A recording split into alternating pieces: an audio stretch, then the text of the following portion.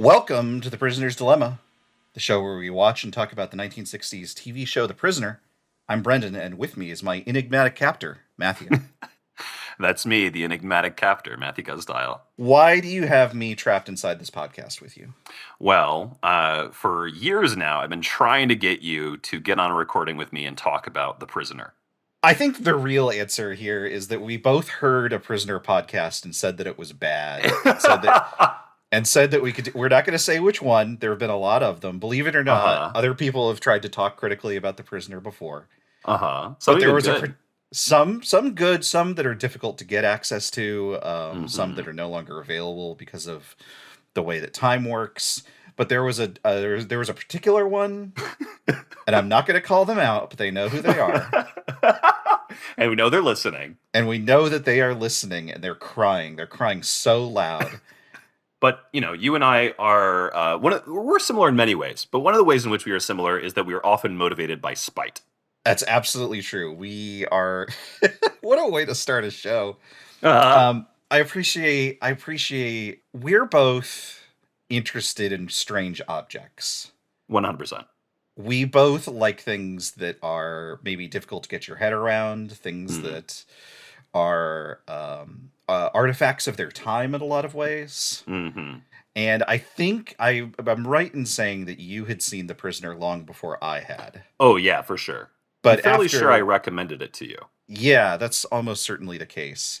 A lot of people in our cohort, I think, have talked about The Prisoner in ways that make it seem very, very fascinating. And sure enough, once I had finally seen it a few years ago, I couldn't stop thinking about it. Mm-hmm. And so, when the opportunity presented itself for me to take on even more projects and do even more work, I thought, why not do a show about The Prisoner? There it is. That's it. That's the show. That's the whole show. This is the show. We've gestured at, okay, this is a thing that is interesting and that is worth talking about. Matthew, what is The Prisoner? Yeah. So The Prisoner is this 1960s serial or series about the titular prisoner played by Patrick McGoohan. I don't know how in-depth we want to go with this initial thing, but I think the thing that's worth saying at minimum is that Patrick McGoohan was previously very famous in sort of British TV airwaves for playing Drake in Danger Man, sort of a Bond-like figure. This was a long-running show about where each episode we follow Drake on some other cool spy assignment. And Patrick McGoohan basically decided he was done, and what he wanted to make was this show. The show in which a potentially, maybe a spy, we'll get to it, retires and then is immediately captured by the enigmatic forces of the village. And then he spends, some small number of episodes attempting to escape this weird, surreal place with all this sort of weird, surreal, mad science happening.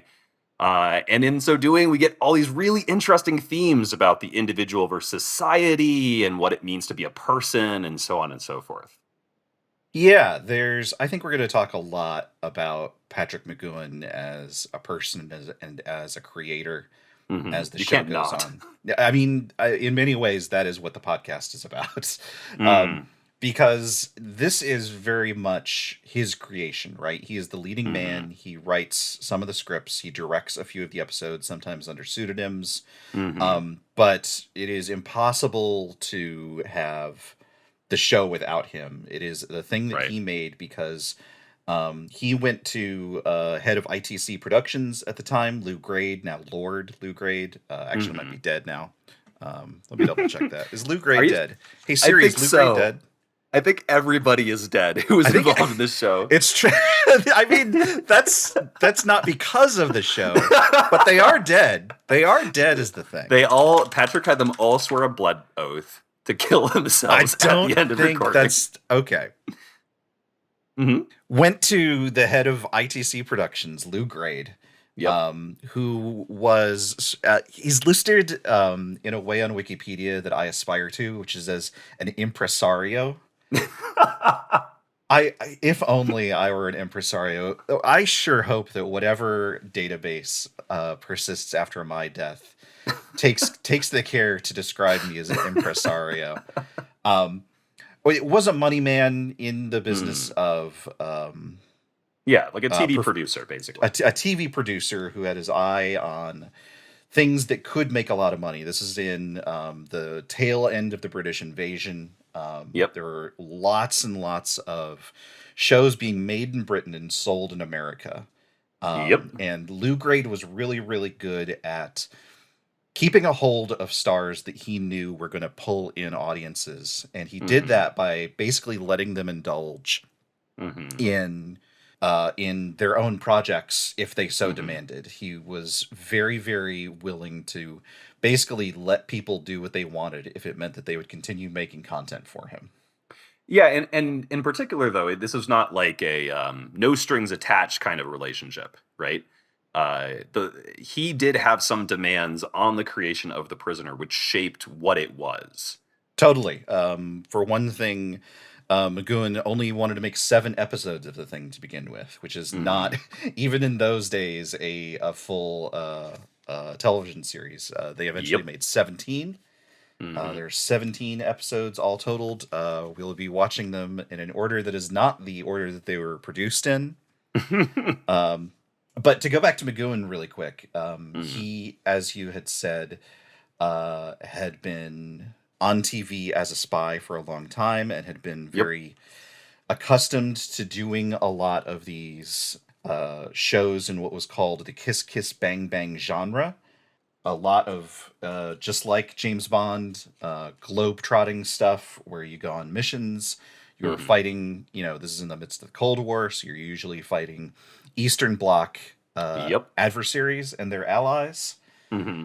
And then increasingly towards the end, like random little stints in supposedly Asia or India, in which they'd have like a bunch of British actors go in yellow face or brown face for it. Yeah, yeah, great stuff. Just terrific, terrific Not material. dated at all. But all that is to say, The Prisoner is really interesting in that you're right away. I think, if you came to this show not knowing what The Prisoner was at all, the Mm-hmm. people that were tuning into The Prisoner were like, oh, okay, it's another Patrick McGoohan show. That means it's going to be a spy procedural of some kind. Right. And every episode of the show, more or less, takes place in this one location, this Uh-huh. village where the action of this show is set. So, Already, like that pitch of like playing with audience expectations is already so fun. If the show did nothing but that of like, okay, we're going to do one twist right at the beginning where you think it's going to be this one thing, we're going to do this other thing, it would still be a great show. It would still be a classic. But it just keeps doing things like this as the show goes on. absolutely. And I think that leads us really, really well into the next point, which is why talk about it apart from our Mhm. love for the show. Mhm. The idea of putting your protagonist in a weird location and then inviting your audience to come back week after week to figure out, like, I wonder what they're doing here. I wonder what's up with Yep. this particular place is in many ways the dominant mode of television in 2024, right? Yeah, yeah, yeah. Yeah. Um, Patrick McGoohan got Azekide. yeah, but I mean, you get that. What's a good live action isekai? The Lion, the Witch, and the Wardrobe. Wait, that's not a TV show. I'm sure it's been a TV show at some point. It's been a TV movie at some point, certainly. Yeah, that's You fair. don't get what's the lady goes back in time to the Scottish Wars? Oh, yeah, I know what you're talking Outlander? about. Yeah, that sounds right. Yeah, you don't. I don't know if you could draw a line from The Prisoner to Outlander is the thing. I think you probably can. But maybe you can, right? But you could certainly draw a line from it to Lost or to Twin Totally. Peaks or something like that. Totally. Of the puzzle box becoming the mode of Mm-hmm. weekly engagement with a television program. And Yep. this is a show that did it decades in advance. Yep. One of the other things that I really want to think about with McGoohan is he's so central to the thing, and it is Mm-hmm. explicitly a thing about individual versus collective.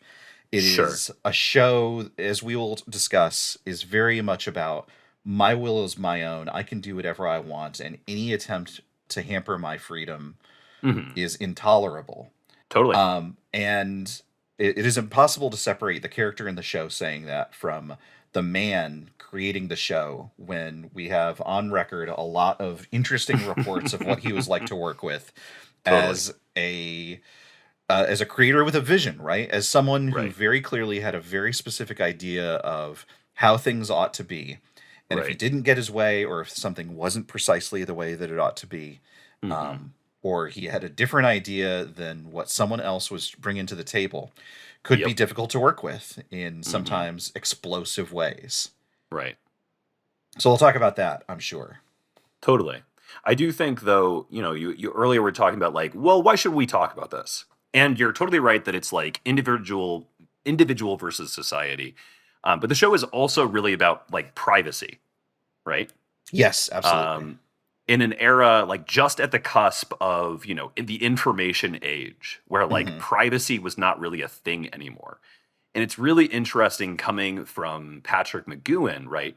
Who had been, acting as a spy for years at this point. Hmm. And a spy is all about breaking somebody else's privacy, right? Stealing their secrets. And this real sort of reaction to that in The Prisoner of like, even in the first episode, we'll get to it, of like, I'm not even going to answer a questionnaire, right? About Right. like, what's my political beliefs? I'm just not Hmm. going to tell you that. That's not your business. And the idea of like that perspective in our age, when we all kind of expect that we're being, this conversation might be being listened to by some foreign government Barack somewhere. Obama is tuning in live to us recording this. Yeah, as he always does. Hi, Yeah. Barack, big fans. Hello. Well, I mean, I don't really like the war crimes, but I think that that's like a really alluring outlook, right? Of saying like, no, despite everything, despite the world around us, privacy is important. That your thoughts should be your own. That people shouldn't be able to listen in on you, shouldn't be able to watch you, right? It's a Right. vision of the world, maybe even a vision that's already at the time too late, but is like an enticing vision for what the world could be like. Yeah, absolutely. Why else should we talk about The Prisoner? Oh man. I would say that there's a bunch of other reasons though.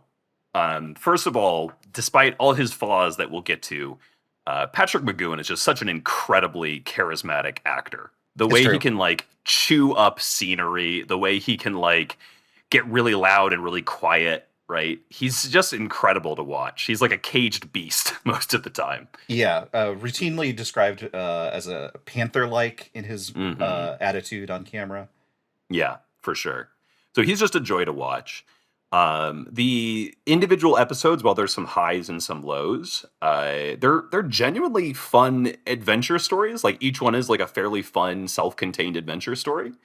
And they're not all of them fantastic, but there's fun twists and things like that. It's just a fun show to watch still, right? It's not doesn't feel dated in that way. Yeah, Um, having just watched a bunch of The Prisoner, it still holds up as a thing that you can put on. Like, it has a quality to it that maybe Star Trek, the original series, has, but totally. very few other shows of this era. Here's some other shows that were on the year that this came out, which is Yeah, 1967. please. Yeah.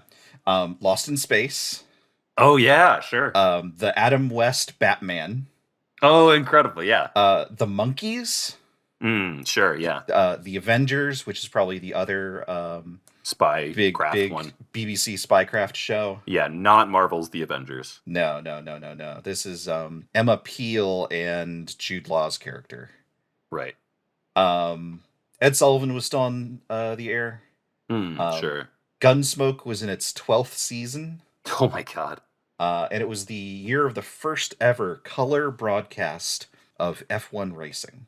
Incredible. Yeah. Yeah, it's really interesting considering all of those and in this show. I mean, there's like, Avengers and Danger Man have similar kinds of taking themselves seriously plotting. But of those shows, I would say maybe only, Star Trek tried, and not even really Star Trek, try to do like full season storytelling the way that this show does. Hmm. Like every episode is self-contained, but like we're working towards a thing. There's progress happening. Not, we'll get to it. he doesn't escape in the series. Whoa! You can't say that in the first episode. Okay. Well, maybe not. Who knows what happens by the end? Ooh, who could say? But like, there's change within the character of number 6, right? Of the prisoner, right? Yeah, which is like not a thing these other shows were really doing. No, absolutely not. I'm not discovering what Bruce Wayne's character arc is across the arc of a season of Batman, right? Mm-hmm. Not that season of Batman, anyway. Just to name some other stuff that was in the air, just to like really frame us, because I think that's important for both what the show is talking about, the things that are on screen, and a lot of the aesthetic that is being used. Mm-hmm. Cast your mind way back. Imagine Matthew is back in 1967, like he was that one time. Yeah. I was 20 years old. Yeah. Yeah, I was 40 years old. I was driving my chum to the Gotham Library. Vietnam War, obviously, is in full swing. Mm-hmm. The 6-Day War takes place in 1967. Sure. Che gets captured and killed. Rip. Jimmy Hoffa goes to jail. Oh, sure. It's the year of the Summer of Love. Elvis gets married. Oh. UFOs are in the news in a big way. There's a lot of like people spotting what could be spy planes or very early astronaut and cosmonaut activity. Soyuz 1 launches in 1967. Yeah, there's a big focus on space, which will impact the prisoner later. Yeah, there's a big current of science fiction through this. Right. And it's the year Magical Mystery Tour comes out. Oh, sure, yeah. Which there's, if you were just to look at any given screenshot of or screen cap of the prisoner, you'd be forgiven for thinking that it's from a Beatles movie or something like that. Yeah, totally. Yeah, it's got that same color palette for sure. Absolutely. It's working in very deliberate kind of contrasts. Yeah, and Angela Muscat is there, so that makes sense. Right. Yeah. The fifth Beatle.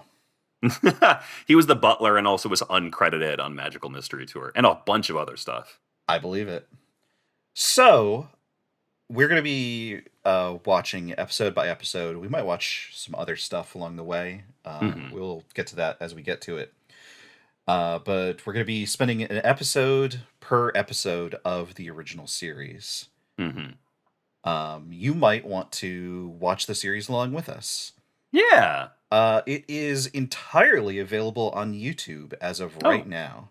Dang. From a couple of different upload sources. So I'm not sure if either of those are official, but there's more than one of them. So you can check those out there. I have the collected series Blu-rays, which also has I'm so jealous. Which has a bunch of background material, which I'll probably talk about as it becomes pertinent. Mm-hmm. You can also stream the entire thing on Amazon Prime. Mm-hmm. And it might be available on other streaming services. I'm not sure. But there are a number of different ways to see it. It's about an hour per episode. Well worth a watch. Yeah. It's believe it or not, Matthew and I both think it's worth watching. Yeah, it's so weird that we think that. That would be crazy if we made an entire podcast and every episode was like, you can skip this one. Our watch list for The Prisoner is like the very first one, the very last episode. Every episode is just X'd out as if the episodes have resigned. Oh, man. Well, with that joke, we should probably get to the summary of what happens in the first episode of The Prisoner. Arrival. Yeah. All right. So, I'll be handling the summaries. We see London at the height of the Cold War. Arrival introduces our main character, unnamed outside the later given moniker Number 6, as he violently resigns his job, presumably as a spy, presumably for MI6. Notably, we hear no words, with Number 6's dialogue replaced with thunder. While packing for a vacation just after, he is drugged and brought to the series' primary setting, a surreal beachside town known only as The Village. The first sequence here will repeat as the intro/title theme for every future episode. Number 6 makes an initial series of fruitless escape attempts, a phone call, a taxi cab, and buying a map. He's then summoned by the leader of the village, Number 2. 2 sets the stakes for the series. He and the rest of the village want to know why 6 really resigned, even though 6 remains adamant it was, quote, on principle. 2 gives him a tour to try to convince him he's trapped, in which he reveals a core aspect of village security. A white balloon-like creature, unnamed here but later called Rover, which suffocates a man dressed as Waldo after he disobeys an order to stand still. Afterwards, during an invasive questionnaire, 6 storms off and later goes on a tear, breaking his room's radio, threatening his assigned maid, and engaging in a chase sequence on the beach. This ends with him knocked unconscious by Rover. 6 awakens in the hospital and the episode's third act. Here he meets another presumed spy from his prior life named Cobb, who claims to have been kept in the village for weeks. When 6 returns from some routine tests, he is told Cobb is dead, having jumped from the window. At Cobb's funeral, he meets Number 9, a woman who has been assigned Cobb as a target to learn his secrets, but had fallen in love with him, with plans to escape. She shares those plans with 6, who uses them to seemingly escape via helicopter, only for the first of many replacement Number 2s to bring him back via remote control. In a final scene, Cobb is revealed to be alive and to have been working for the village the whole time. The episode ends with bars slamming shut over Number 6's face. Cinematic bars closing over Cinematic his face. bars, Yeah. It's an image of his face. Right? Sure. But I mean, not punished for having tried to escape. No, not at all. Yeah. You know what Waldo is called in jolly old England? I do not. What is Waldo called? Wally.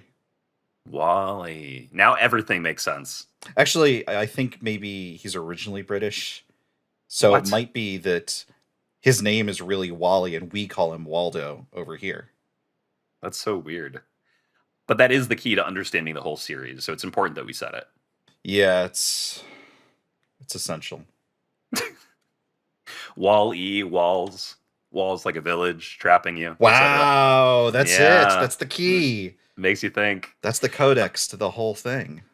Yeah, so I figure at this point we should probably just go from the jump and sort of talk about the things as they stood out to us. Let's talk about what will become the intro, because this is, as you gestured, this whole thing at the beginning will happen in montage at the beginning of every episode, more or less the same. We'll call it the differences as they happen, because of course that's part of the puzzle. But this whole sequence of driving in a sporty car to his destination, angrily resigning, going home, being gassed and somehow transported to the village will happen each and every time that we start a new episode. By a man in like a big black top hat, very cartoonish looking. Yeah. Very villainous. Okay, let's back up. Where does this guy work? Yeah, I mean, great question. We will never fully know. So they say later in the show, I believe, resigned from a security agency of some kind. Right. Could be MI5, could be MI6, could be something different. Right. I believe the photo that is X'd out is a official still of John Drake from the Danger Man show. Yeah, that's his headshot. Right. So I didn't include that in the summary, but as part of after he resigns, we get this incredible shot of a typewriter being used to X out Patrick McGoohan, aka Number 6's photo, as Brendan just mentioned. And then it's being deposited in this automated system into this long hallway full of file cabinets, assumably of other people. Yeah, this robot arm depositing his punch card basically into an old-fashioned filing cabinet is the very first of many, many sci-fi sort of vision of the future type things that I really wanted to call out, because here we see this is the most rote of tasks. This is putting a file in its place. And it's not even a file you expect to interact with again, right? It's literally going in the resigned folder. It is probably going to stay there, right? Yeah. And yet there is like this automated robot arm moving down a Mm-hmm. completely empty room lined with filing cabinets. Mm-hmm. And it is taking this card and it is dropping it right in and it is closing automatically. And Uh-huh. this is technology that presumably belongs to the place that he used to work. Right. So this is an agency that has access to this future Advanced technology. Yeah. advanced technology, but and that is presumably useful and time saving, but is Right. also like in a way kind of certainly in 2024 Mm-hmm. reads as what's the word for it? Not wasteful, but like the juice ain't worth the squeeze, right? Like you invented a Totally. robot in order to do this. Yeah, yeah, yeah. Yeah, which I think is it gestures at a couple of things, right? Yep. One is this idea of the robots coming for our jobs, right? Yep. It's 1967 and the robots are coming for Uh-huh. our jobs, and Again, it's ahead of its time. it's so ahead of its time. It's very, very like, look at what they're doing. Look at what they're spending your tax dollars doing, and Yep. it's making a robot do the most ridiculous of tasks. Yep. And yeah, I'll simply leave it at that. Is that it's like this idea of technology moving too fast, Mm-hmm. um, being used for what's ostensibly a very wasteful kind of purpose. Right. There's two other like phrases that we get in this little first part of the intro sequence, Uh which is huh. that on I believe his like headshot, we get the words private, personal, and by hand, Mm-hmm. which I think we're supposed to read as like the reason for his resignation, private, Right. personal, and by hand meaning that like he came in person to resign. Right. The next, I think, really fun bit is when he's packing to assumably go on vacation. He just packs pictures of beaches. There's so much that this sequence is doing that I really, really find artful in a way that I don't always find in The Prisoner. Uh huh. The Prisoner has a lot of beautiful shots.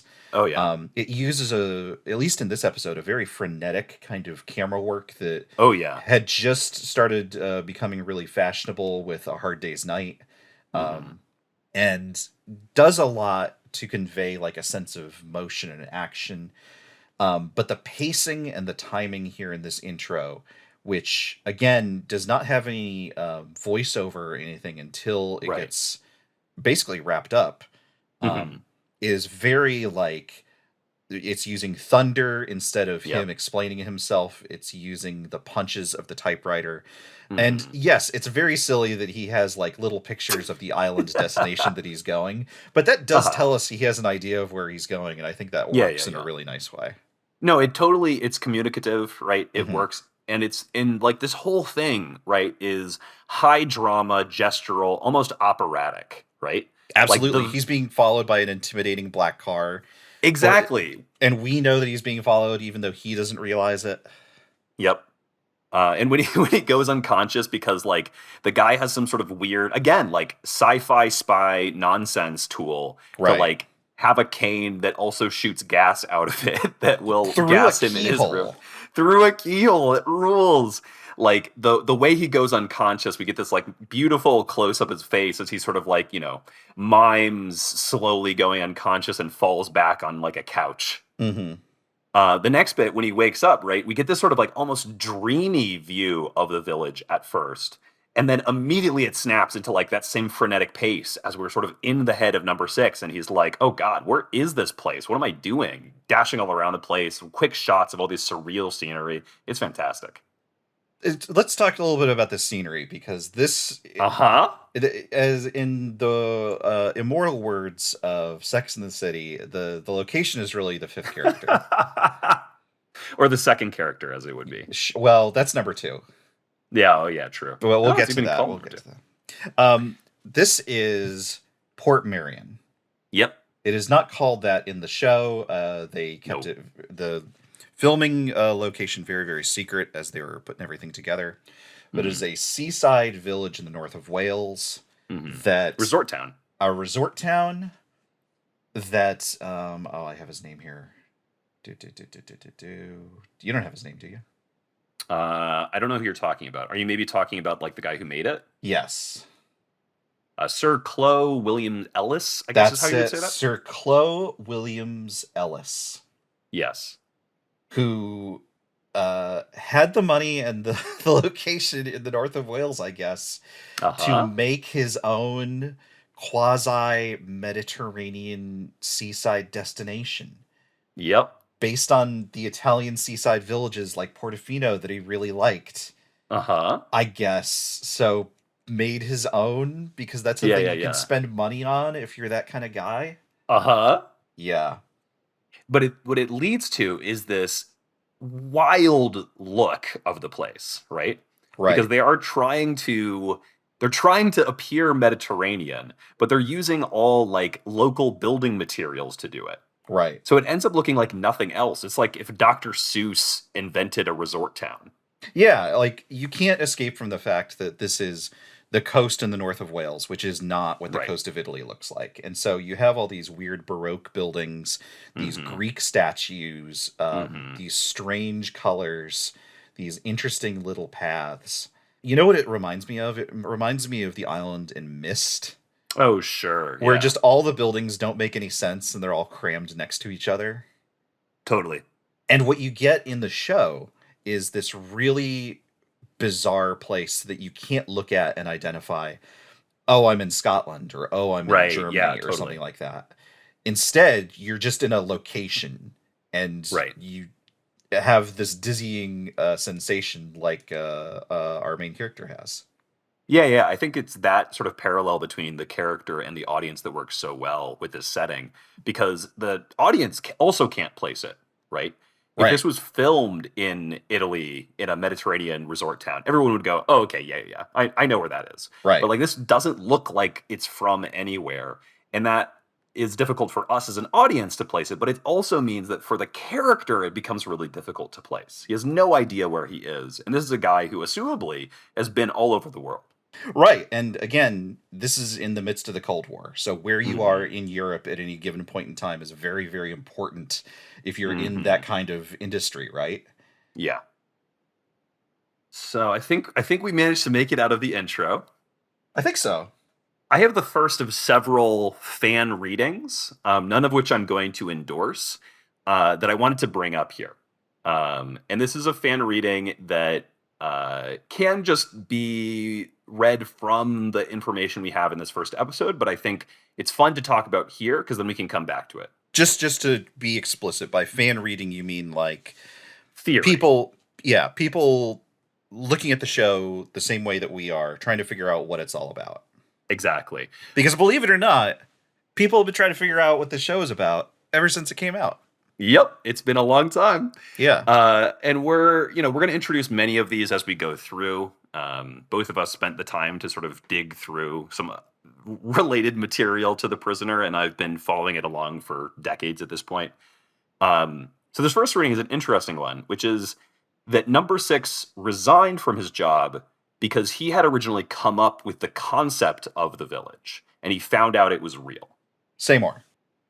So, we are not going to get any reason in this episode why he resigned. He repeatedly will say that it's on principle, right? Hmm. But if this is number six and he is, this really intelligent spycraft dude, you could imagine that he could come up with sort of as a thought exercise, hey, what if there was a place where we could take people who were like really dangerous, who had really dangerous knowledge, right? Not a prison, but some pleasant place where we could keep them and maybe learn more from them, right? Captured spies, spies when they retire, these sorts of things, right? Right. So the fan theory, the reading is that part of number six's desperation to escape and part of his distaste and disgust for the village is because it came about from like some idle thought of his. I have a quote. Sure. So this was after the first run of Danger Man had wrapped up. Sure. Danger Man ran the early 60s, and then it came back in the later 60s for more shows. Hmm. And then, so after the first run was done, Patrick was speaking with someone at a party or something like that, with someone from Her Majesty's government. Mm. And this person asked, well, what are you going to do after Danger Man? What does a secret agent do after he retires? Uh, And McGoohan said, well, you tell me. And the mm-hmm. government employee, I wish I had who that was, but said, we take care of them. We give them a house and some pocket money. We look after them. Mm-hmm. Which you can read as, all right, well, you get to have a cozy retirement of some kind. But it also means that your employer knows where you are and has control over where it is that you get to spend the rest of your life. Yep. And I, to be clear, from this first episode, I don't think this reading, I think this reading's pretty weak, right? Mm-hmm. We see number 6 being flabbergasted more, like more confused than anything else at first, than alarmed, right? Yeah. But There's a lot that he does that doesn't make sense if you think that he might have some idea of how the thing operates, right, even if he didn't participate directly in its creation. right, Um, Although I do yeah, I like the idea of a version of this show that's more like Prison Break or something like that, where it's like sure. someone is trapped within their own creation and has to rely on their understanding of its intricacies to make the escape. But then again, for that, you could just go watch Prison Break. Yeah, exactly. Which is what I think Welcome to Patrick Prison McGoohan Break, our show famously about said. Prison Break. The Prison Break Oh my dilemma. god. What if we watched Prison Break after watching The Prisoner? We'll only watch show that have prison in the name. There's got to be. All right, what do we got? Orange is the New Black does not count. No, definitely not. TV series with prison in People the name. love this. They're going to get some typing foley there, but that's fine. I've actually been adding typing foley to the entire episode. Just in the background. Okay. Prison Break, obviously. Porridge is not what I wanted. I don't know why you thought that was an answer, IMDb. Prisoner, known in the UK as and in the US as Prisoner Cell Block H, and Canada as Caged Women, okay, is an Australian television soap opera. Ran from February February 1979 to December 1986, running 8 seasons and 692 episodes. No, we're not doing that. The first Australian series to feature a primarily female-dominated cast. Let's go, finally. Carried the slogan, if you think prison is hell for a man, imagine what it would be like for a woman. I'm not touching that. Sammy Davis Jr. was a major fan and visited the set. Oh my god.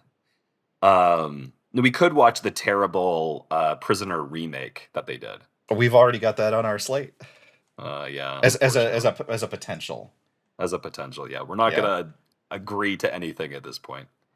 Talk to our lawyer. Okay. Anything else we want to say about the place of Port Marion? No, I'm happy with that. I'll say this. It's a resort town. It continued to be a resort town while they were filming The Prisoner. That's awesome. I didn't know that. Locals got to be extras. The hotels and Airbnbs. You remember the Airbnbs back in the 1960s? Yeah. I was 22 at the time. I remember that you were 22. And as a matter of fact, for the very first episode, there's home video recording. Someone had oh my god a home video recorder and videoed the show as it was being created. I would love to see that. I've got it here available. Oh my god! So that's the village. That's the village. That's everything about the village. Yeah, the village has a bunch of interesting landmarks. We'll talk about them as number 6 discovers them. Yeah, we're gonna learn about them with number 6. He's like our, I don't know, some sort of perspective character or something. That's right. So then I think the next major bit is, at least that I would like to talk about, I don't know if there's something else for you, is like this initial sort of trio of escape attempts, where we get this like attempt at a phone call. There's a quick taxi ride. This is actually there's he briefly sees someone at a distance.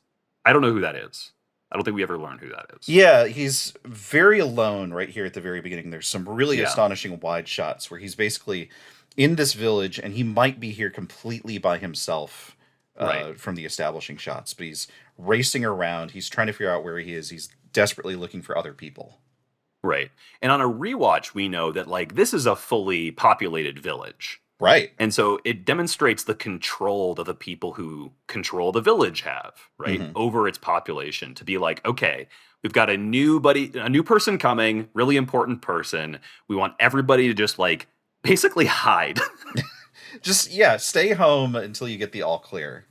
Basically, yeah, Yeah. which is wild. And it's got to be some, like the first of many, many attempts at like psychologically, playing with number 6. Right. Of putting them into the kind of mental state they need or they think they need to get the information that they want out of him. Yeah, there's a lot that the village does in terms of schedules and orchestrating people's behaviors according to schedules that is Right. interesting and worth observing. Right. So he's wandering around. The first person then we really see after he sort of sees a person at a distance, chases them up a clock tower, and they're not there. Ooh, spooky. Is yes, this sort of waitress setting up to like open up a restaurant in the morning. Right. Right. This is Normal. She's played, yeah, very normal. She's played by Patsy Smart. Good name. She was Miss Roberts in Upstairs Downstairs, and she was also one of many, many people who were in either the Avengers or Danger Man, or in Right. her case, both. Right. There's a lot of overlap. Yeah, a lot of people getting work from these types of shows in that era. Right. And we should maybe, we're sort of past the village discussion, right? But Patrick McGoohan even like learned about this shooting location in another shooting. That's right. Yeah, so it featured in an episode of Danger Man, which is why they knew about it in the first place. Right. And you can imagine that when he's wanting to make this show, that he's basically the showrunner for, even though that wasn't really a term right at the time. Right. He was like, okay, well, who do I know? Who do I think would be good? I'm going to contact people from like these prior, spy shows that he'd been on.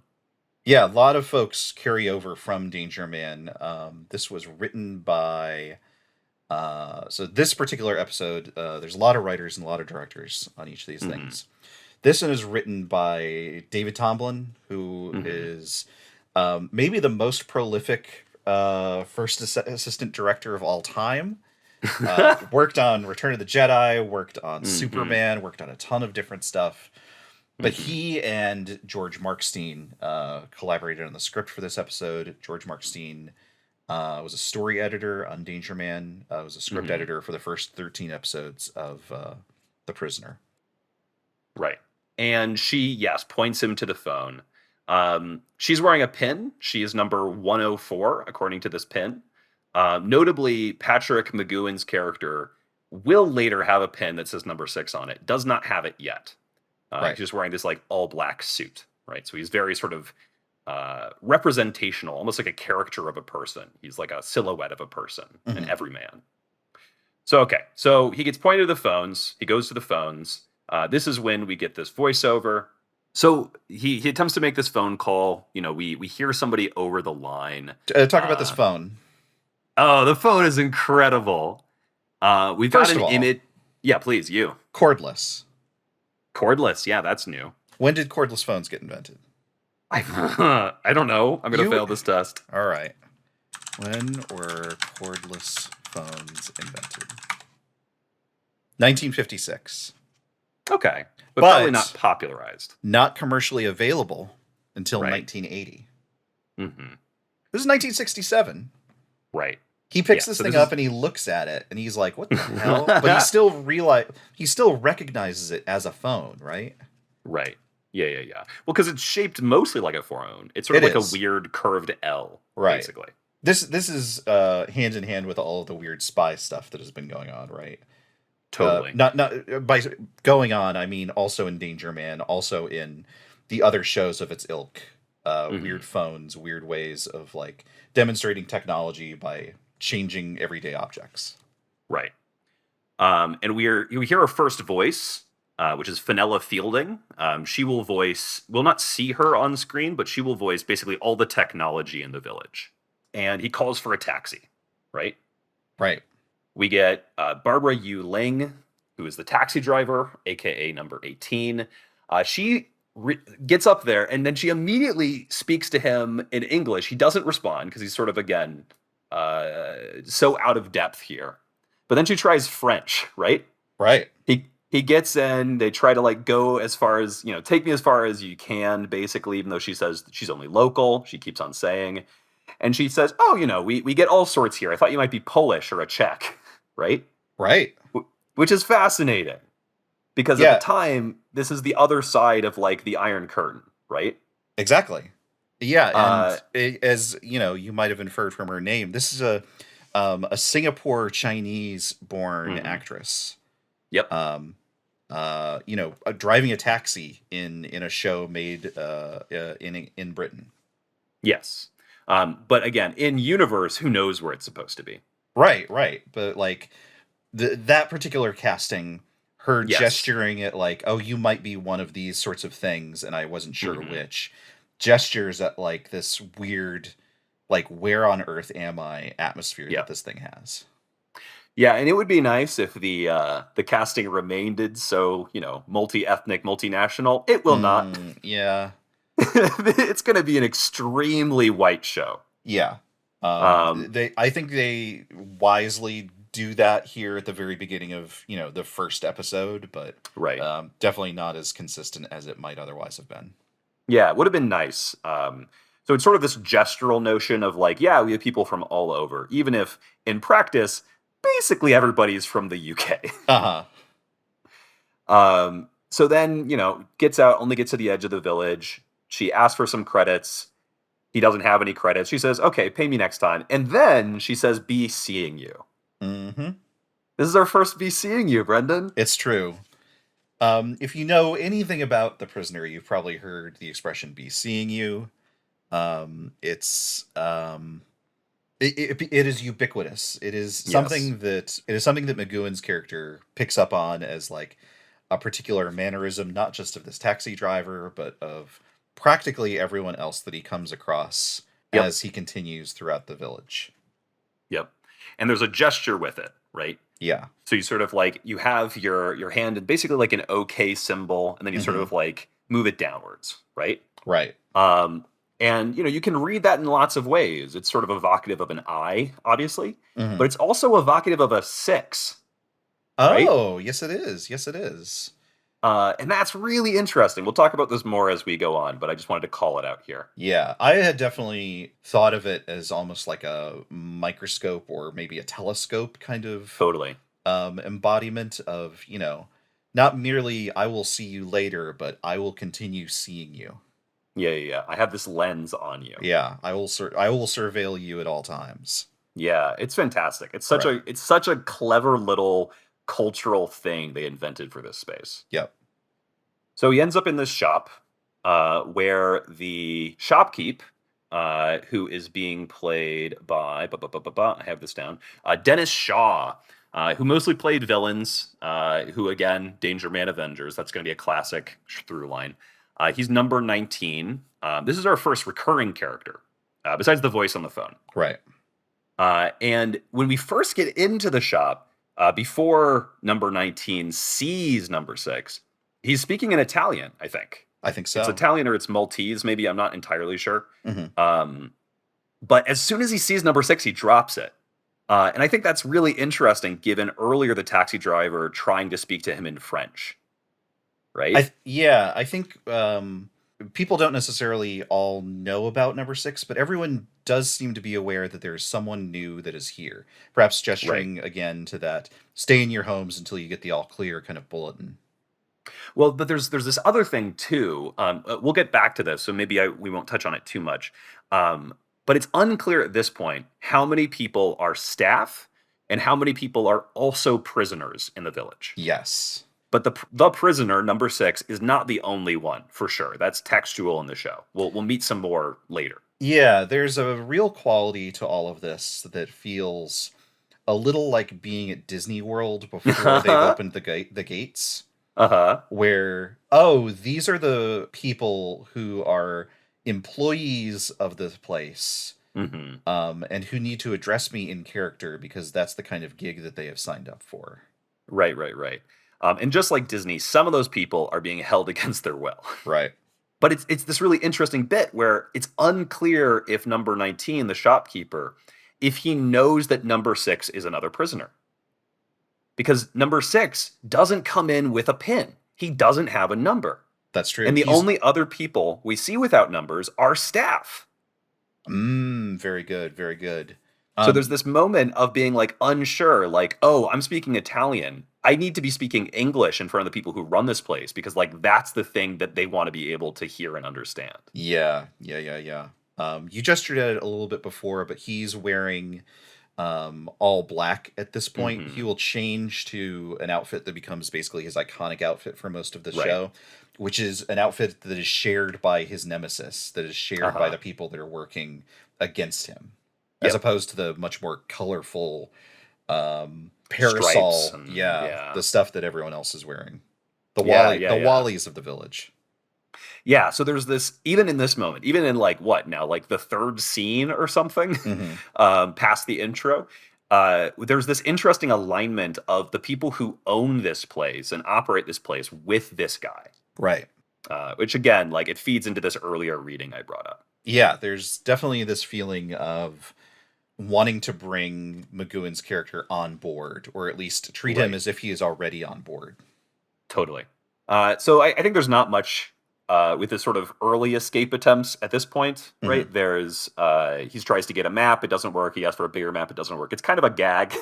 It is. It's very mischievous. There's a lot of mischief in this show. There's some very, very good signage. So he's looking at the map, which seems to be like a prototype touchscreen kind of thing. Earlier, it has a couple of very good labels on it. First of all, it has free information up at the top, which you could read into that a couple of different ways. But it also has a very good thing for the button prompts, which is push and find out. Yeah, that's good. And then the map that he gets of the village is very literally just labeled "your village" with things like the fountain, the mountains, the shore. Nothing has a proper name of any kind. Yeah, it's incredible. It's such a good map. So he basically gives up at this point, and he goes back to the place that he woke up in. And it's here that he gets a phone call from number 2, our first number 2. Oh, what do you mean our first number 2? Well, even in this episode, as I gestured at in the summary, the number 2s get swapped out very regularly. We'll have a few number 2s that will show up in more than one episode, but generally speaking, this is a one in, one out. Each episode has its own sort of, villain for number 6 to contest with or attempt to defeat. This is a really, really smart, really, really innovative way, I think, to both keep this idea that this is a show that has one location, that has an ongoing story about this guy's attempt to get out of here. Sure, you could try and make a show like that, but again, this is 1967, and there were certain expectations of what the show was going to be like in order to what the show needed to be in order to get it on television, right? This is, you're gesturing before Lou Grade's exertions on the show. I don't know how much of this came from production or how much of it was McGoohan's idea. It was not something that I could really pin down quite as well. But whoever came up with it, it's ingenious. You have what amounts to a villain of the week show, but the villain is effectively the same person. Same where role. It is the role of the prison warden, right? Yep. And you have number 6's struggles against that particular character. And again, you gestured before, we're gonna be here for the whole show. It is not a show where McGoohan gets out and then hunts down wherever the real control place is, right? It happens in the village the whole way through. And so you need something in order to give the hero some wins along the way, right? Otherwise, you just have this building action, and you might be able to get away with something like that nowadays, but certainly in the more episodic stuff that 1960s audiences were used to.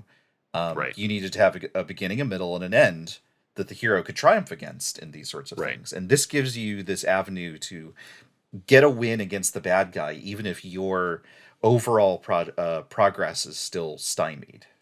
Right. And we'll, Brennan's already gesturing at it, but in later episodes, we'll get really explicitly like This number 2 got deposed because of number 6, right? This is a clear win. Other times it'll be more like, oh, this number 2 is looking to actually get a promotion of some sort, right? Or be moved on to some sort of other project it's only gestured at. This number 2 has a particular experiment that he thinks, this will be the way to crack number 6. I've got the big idea.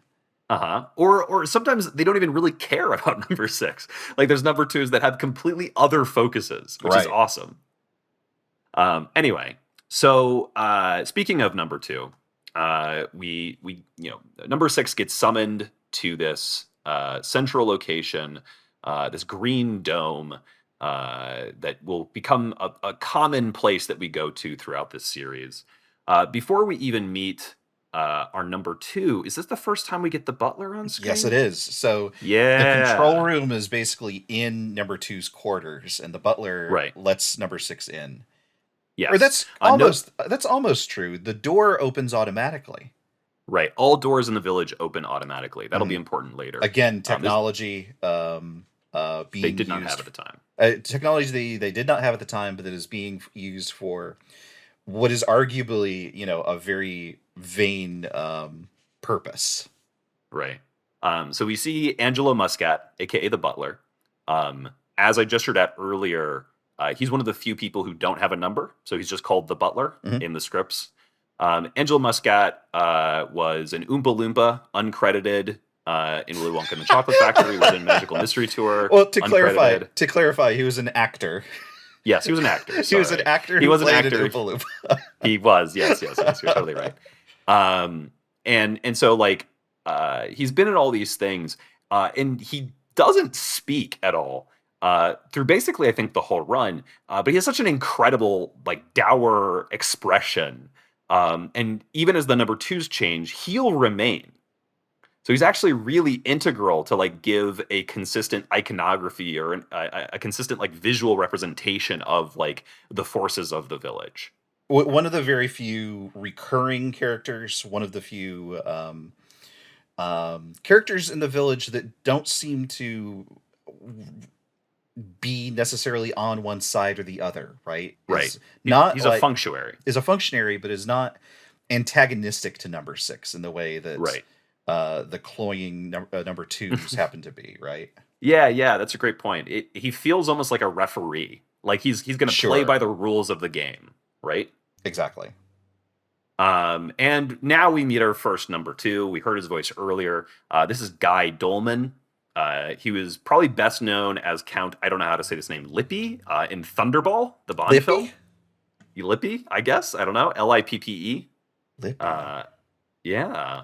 So he's not like the main villain. He's like one of some number of. No, Hugo Drax, I think is right. No, is that? Hang on. An important part of the show where Brennan attempts to Google inside his own mind. I'm in my mind palace. Mm-hmm. It's inside a volcano. Yeah, obviously. No. Largo. Emilio Largo is the bad guy in Thunderball. We go. Hugo Drax is the bad guy in Moonraker. Yeah. Yeah. So from here, we get this really exciting scene. What a joy this scene must have been of just like number 2 and number 6 doing sort of a battle of wills, our first of many that we're going to see. And number 2 has this phenomenal little ploy where he has the butler bring out number 6's breakfast. Mm-hmm.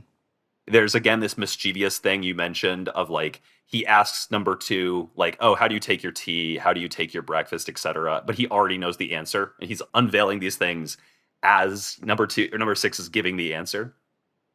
Just this little like, we already know all the answers to these things. Yeah, deeply insidious form of questioning. Yes. And then there's this fun little ploy where he like brings out, these files, right? Which have like number 6's birth date and these other things on them. Mm-hmm. Actual childhood pictures of Patrick McGoohan, pictures from his past career. And then he has this very insidious thing where he reveals that they were already watching him. They had a spy camera like in the apartment or in the home or whatever that Yeah. we see number six in at the beginning in the intro. Gestures at moments in his career, moments of Mm-hmm. sickness, moments of Mm-hmm. uncertainty that, Mm-hmm. for all intents and purposes, no one should have had any kind of access to. Right. But then there's the pitch, like the thing that this whole show is about. Hmm. Number two wants to know, why did he really resign? Right. Right? And how does number six respond to that, Brendan? Yeah, he does not like the idea one bit. He Uh-huh. says, "It is none of your business. I resigned, and in doing so, um, I've I have forsaken any kind of obligation to own up to anything that I do ever. Right, basically. I've You'll not be stamped, filed, numbered, etc. here. What's the actual full thing? I It's will such a good quote. I will not make any deals with you. I've resigned. I will not be pushed, filed, stamped, indexed, briefed, debriefed, or numbered. My life is my own." Yeah. And of course, he's already been given number six by this point. He He's number has. He six. hasn't. He hasn't realized it yet, but we've seen it on the Yeah. door to his place. Yeah. As far as they are concerned, he is already a part of the system. He's also been filed, right? We literally see his, resignation being filed at the beginning. Hmm. He has been all of these things already, and yet he refuses. Right. He makes no attempt to defend his actions whatsoever. He Hmm. simply says that it is a thing that he did, and he has no need to defend the manner in which he did it, the abruptness of it. He said that he is Hmm. on our side, I believe. He says, Uh-huh. he is not a traitor of any sort. He has Right. fulfilled the needs of his office, which again we learn is insecurity of some sort. Hmm. Um, Yeah, number two mentions you had such an illustrious career, right? yeah, Like, why throw it away? Like, that's where the suspicion is coming from.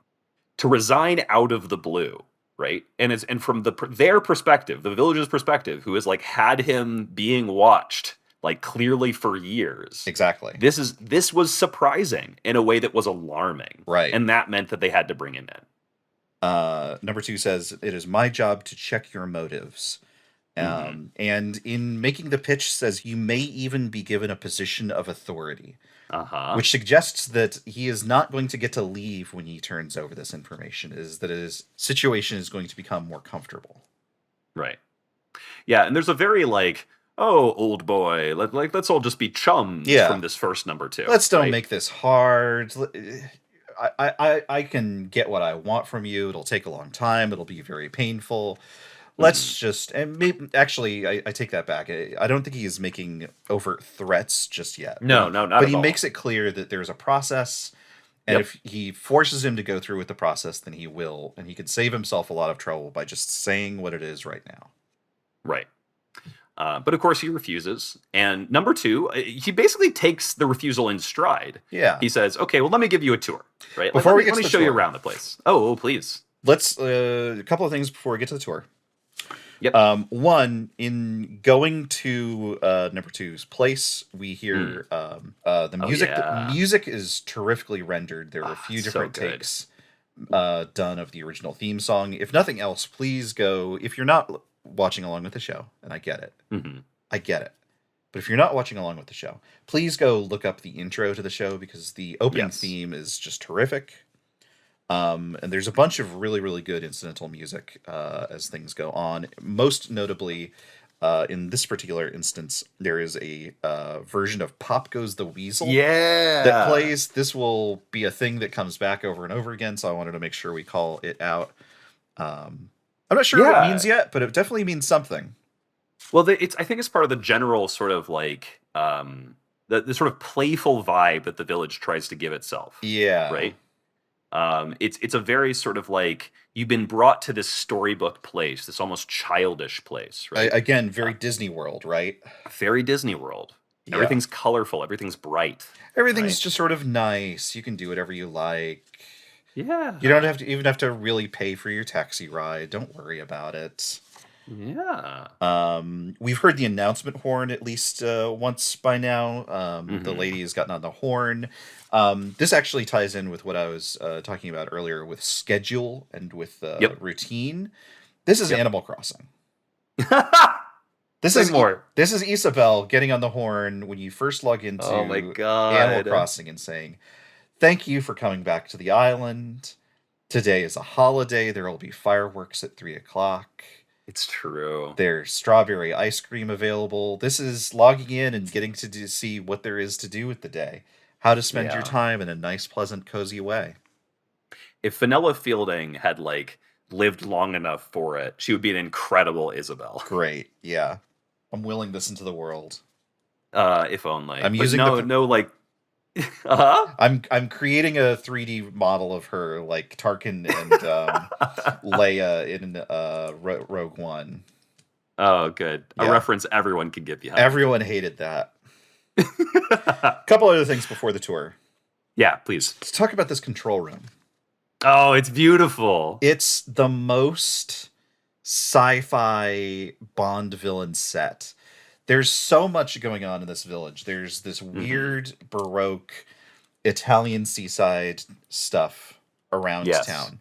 And then when you Yes. go inside, you have Uh-huh. this. At first, you have the entranceway, which is like this nice London apartment kind of thing, and then past that, past the sliding door, not like a left and right sliding door, but like an automatic, like Yeah, opening door. yeah, you have this round spherical room Uh-huh. with these round chairs with these Uh-huh. panels in the floor that can slide open and Yep. let chairs and tables zoom in. There are these enormous projection screens on the sides. Yep. It's deeply, deeply like it reminds me a lot of Thunderball and Moonraker, two Totally. cultural touchstones that it was important that I look up just a moment ago.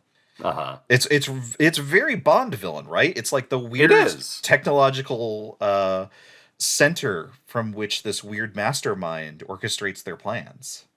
Yeah, but it's also very, again, like toy-like, very like playful. Like number 2 clearly has fun pressing the buttons and like He explicitly stuff to, like, rise to the says, ground. like, "I'm sorry, I can never resist doing that." Yeah, exactly. And we'll get more of the sort of toyeticness in these spaces a little bit later on. There's also something sort of inexplicable in here. Oh yeah. What is it? I don't know which part you're referring to, because I think there's several things you could be mentioning. Sure. I was thinking of the penny farthing. Oh sure, yeah, the penny farthing. Right. What is a penny farthing, Matthew? Well, it's a big old bicycle, as That's they right. say in UK. Come on down to Big Bill's Penny Farthings, where we got the biggest bicycles in town. Yeah, so it's in here like a prop or like a statue, and it's like sealed to the floor. Right? Yeah, it's like an art piece. Yeah.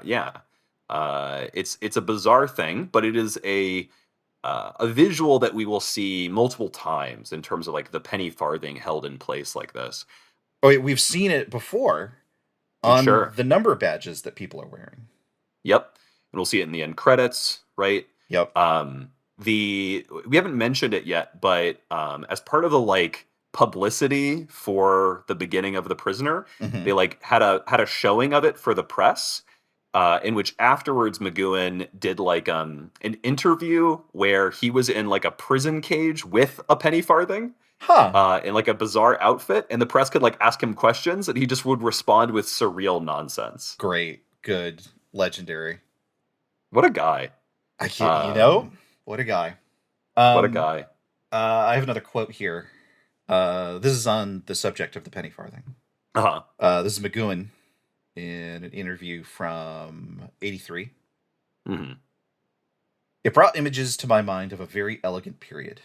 If you remember those old etchings with the penny farthing and the gentleman beautifully dressed, seated atop the big one of the two, the penny, wearing a top hat, mustached, all that sort of thing, and the fine patent leather shoes on those wheels, it was an era of elegance, and the penny farthing was used to symbolize progress, which is an ironic comment, I hope, on the fact that progress perhaps goes too fast for us sometimes, and we're not able to catch up with it. Yep. Now, this is a quote taken 20 years after the fact, after the show had been released and had become, even, in those 20 years, an object of much consideration. Yeah, a cult classic, basically instantly. Right. And a thing of much discussion. Is this what McGoohan was thinking when he put the penny farthing in the first place? Impossible to say, but this is what he said about it Sure. later. Yeah. And it's in keeping with this sort of like the perspective we already have in the show of like the people with this advanced technology are evil. Right. Like even his old bosses, right? Like there's a reason why he resigned, even if they are not aligned, as sort of is maybe suggested by the people of the village with the people of the village.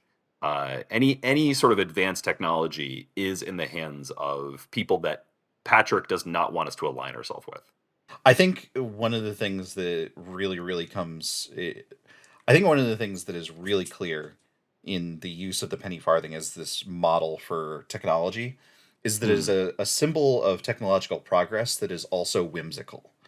Right, totally. It matches this idea of, oh, technology is this interesting thing that can be used to help make our lives easier and more pleasant, and is sort of silly looking, right? It's got the big one Totally. wheel. It's kind of silly, right? But Yeah. in that playfulness is itself insidious in some way, right? Yeah. Yeah. And then for it to be locked down, right? Like he is here. Exactly. Unmoving. That's great. Okay, now the tour? Want to talk about the tour? I kind of don't want to talk about the tour. I kind of want to jump past the tour. But there is a couple things that we might want to just mention about the tour. There's a couple interesting things about the tour. One, it's in a helicopter. It is in a helicopter. And it's a really cool helicopter, It looks so cool. It's like clear all around. It's got these like these really wide, this really wide base so that it can like land on the beach, right? It's a really fascinating vehicle. I did not look up what type of helicopter this is. Me neither. I'm not a helicopter guy. I see a helicopter, I'm like, wow, cool helicopter. Yeah. Okay. This is on the Prisoner Wiki. Thank you, Prisoner Wiki. Thank you, Prisoner Wiki. We salute you. This is from France. Thanks, France. This is actually, take it back. Sud Aviation SE, maybe special edition. 3130 Alouette 2. Or 2, as they would say. As they would say in that funny old French land. We love the French. I'm so. All right. Oh, that's right. You live in Canada. I do. I always forget this. Yeah, it's famously forgettable. I'll edit this out. This is nothing. This is nothing. So two things to note about the tour. Yeah. It's a cool helicopter. Great helicopter. Butler's flying the helicopter. He does it all. He does it all. He's so good. I love Angela. He brings in the eggs and the toast, and he flies the helicopter. And I think the other cool thing, I don't know what other thing you were thinking about here. It was the butler. Sure.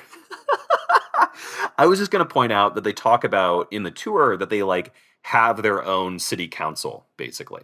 They talk about a lot of stuff here that really sets up the tone of the thing in a way that we've sort of already described. The thing is a functioning village. It has stores, shops. They have a very funny line here where it says, number 2 says, we have our own newspaper. We have everything, water, electricity. The two things that you absolutely have to have. Yeah, of course. But then he does keep talking. Yes, he has they have a newspaper. They have a council that is elected. They have a social club. They have their own graveyard, which is very ominous. Yeah. And number 6 famously says of the newspaper, "Oh, you must send me a copy." Right? It's really fun because in this scene, this is the first scene that we're seeing number 6 in a mode that we're going to see him in a lot as the series progresses, which is he's sort of bemused, right? He's playing the game, he's playing the social game. He's not taking it all that seriously. Right. As opposed to earlier where he was like desperate to get out and then like affronted and terrified almost, but in a sort of angry response way at the amount of information they already had on him. Right. It's almost as if discovering that this is a place that is under someone's control. He doesn't know under whose control, whether it's the West, the East, something else. Right. But in understanding that he is he has been trapped by some sort of organization, has Right. given him the comfort to go back into spy mode, to be like, all right, Exactly. I'm going to be the coy rogue who needs to talk to the villain, but Right. is not going to play the game. Yeah, yeah, yeah. He's gathering information, Right. right? He can see his at this point, he can see a route to escape. Hmm. Because he's like, if there's a structure involved, I can manipulate this structure. Right. So then we land. The tour ends, and we get this phenomenal scene. This is the scene with the most villagers in it. A lot of folks. A lot of folks. They're all in, again, as we gestured at, these sort of like rainbow parasols and stripes and scarves and hats, all with little numbers. In contrast to earlier, everyone is going about their day, right? There are Hmm. people. There is there's a hum of industry here that wasn't there Hmm. prior. And one thing that really struck me about this is that this is not a communist utopia. Right. This is a place where you need credit in order to buy things. Yep. And there are tiers of social status, right? Yep. There are workers. There are people that are clearly like gentry. There are nobles. Right. There are people that are clearly more important and better off than others. Yep. And everyone gets along as one big happy family, but it is not because social status has been flattened. It is because Sure. people have places and they have been situated in those places. Yeah. It's interesting because later on in the series, it'll be gestured at that like number six does not have a job Yeah. in the village, but number six will not want for anything, No, absolutely right? not. And we're going to meet other prisoners who that is not true for, Exactly. who do have to work for things. Hmm. Um, so there's this great bit in this scene where to sort of just basically to show off his ability or his control over this place, number two just tells everybody to stop, right? Hmm. And there had been like a band playing, people had been walking around a fountain, right? There's basically like a parade going on, and immediately everybody stops. And it goes silent. Uh, it goes silent. It's so good. Except poor old Wooly, poor old Waldo. Poor Waldo. This guy is uncredited. I have no idea who this actor is. Hmm. And it's not even necessarily clear what he's doing. No, it's not. I kind of almost thought, again, thinking about these people as like master manipulators who've like planned out this whole thing already, that he might have even been a plant. Sure. Like, we want you to run after I say stop. Hmm. Because what he wants to demonstrate is Rover. What Hey, is Brendan, what's Rover? God? So, all right. So we've gestured at the technology in this show. Hmm. How there's things that are represented. Pretty There's realistically so far. pretty realistically. There's moving doors. There's robot arms that can drop off files for you. There's cordless phones. There's touch screens. Hmm. One of the things that they decided that they wanted in this show was some sort of high-tech security system. Right. They wanted a robot Hmm. that can go anywhere, over water, through the air, Hmm. up walls. It can go anywhere, Hmm. and it can neutralize anyone. Yep. And they even originally built like a really complex prop for this, right? They sure did. I think, we talked before about UFOs being in the Yep. zeitgeist at the time. I think a Hmm. UFO-like drone, basically, Yeah. is Yeah. what Yeah. Like a McGoohan very, had in very mind. early drone. Yeah. And And it immediately broke. well, it not only immediately broke, Uh-huh. it looked like garbage. Yeah. It was basically like a go-kart with like a parade float draped over Hmm. top of it, Yeah. with weird flashing lights that looked like a go-kart with Hmm. a thing draped over it. You couldn't see out of it. My understanding is they might have broken it deliberately so that they couldn't use it. That's interesting. Yeah. And so they were stuck with this problem of we need to have this autonomous security thing that needs to look otherworldly. Right.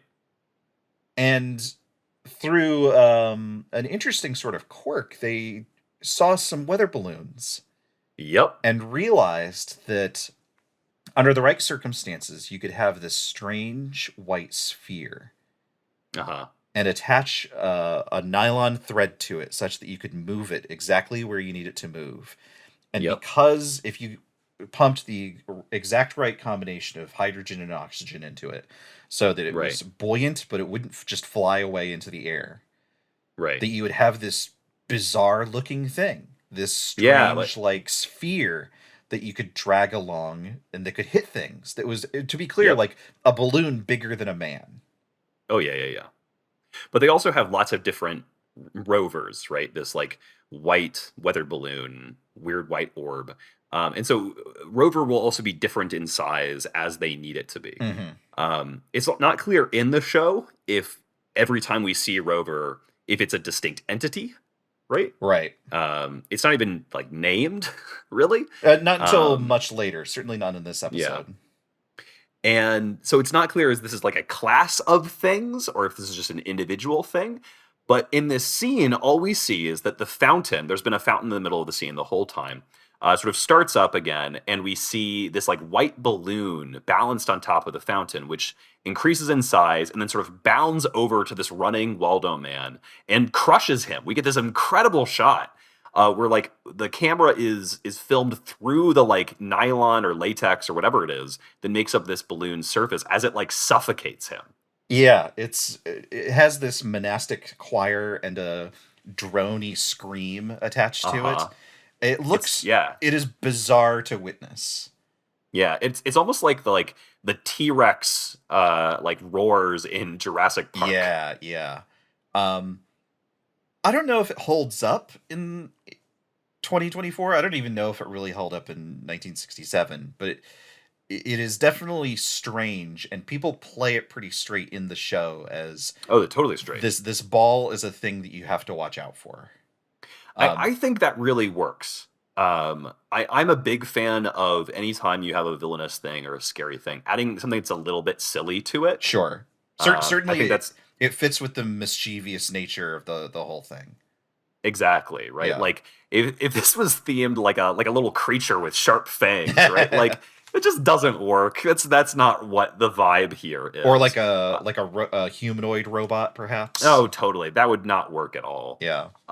It's the fact that and like the fact that everybody is silent. Like nobody reacts to it. Nobody even acknowledged that this has happened. Yeah, the fact that the guy dies, everyone just goes back to what they were doing. It's incredible. It definitely has this feeling of like unreality, this like moment of like magical realism poked its head through the show. Number 6 asks, "What was that?" And number 2 says, "That would be telling." Love it. Yeah. So I think at this point, right, we get Six heading on back to his abode. I don't know what you want to call it, his apartment. Yeah, and this is where I think we get the third architectural style that is worth calling out. This is Totally. a really stylish apartment for the time. Mm-hmm. This is like very like big spacious interior, sort of minimalist Danish or Swedish furniture style, sunken sitting space. Yep. Really, really minimalist in a way that was very chic for the time. Yeah. This is again in contrast to the sci-fi interior of the control room, but also this weird, like old-fashioned Yeah. style of the exteriors of the village. This is like what at the time would have read as very, very posh, right? This is Right. a very, very stylish place for someone like Number 6 to be imprisoned. Yeah. There's a real sense that like they picked this place for him, designed for so he would be comfortable. Right. And likewise, like it is up to date as of 1967, right? It is not the sort of Right. place that they built and have just kept for the past 5 or 6 years. It is a place that is Right. with the times. Right. But there's an interesting incongruity with us like reading this as like a very pleasant place, which is that they're piping in music. Yes, they are. This is like the third kind of music that we're going to get here. This is like classical music. I don't know what piece it is. Do you know what piece it is? I do not. Yeah, who knows? Probably just some like free to use thing that the BBC had like records of or something. Yeah. And this pisses him off so much. Right, because we It's can hear so the music, good. but so can he, because this is like Uh-huh. diegetic music that is happening here.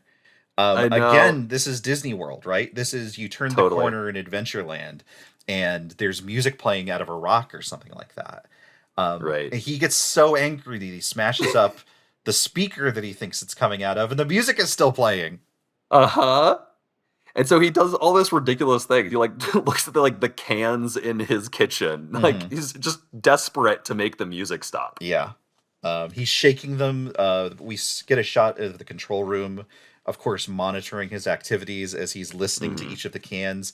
The cans have generic labels on them in the font that the village uses of Yeah. spaghetti and beans and peas. With the penny farthing on them, Right, notably. of course, of course.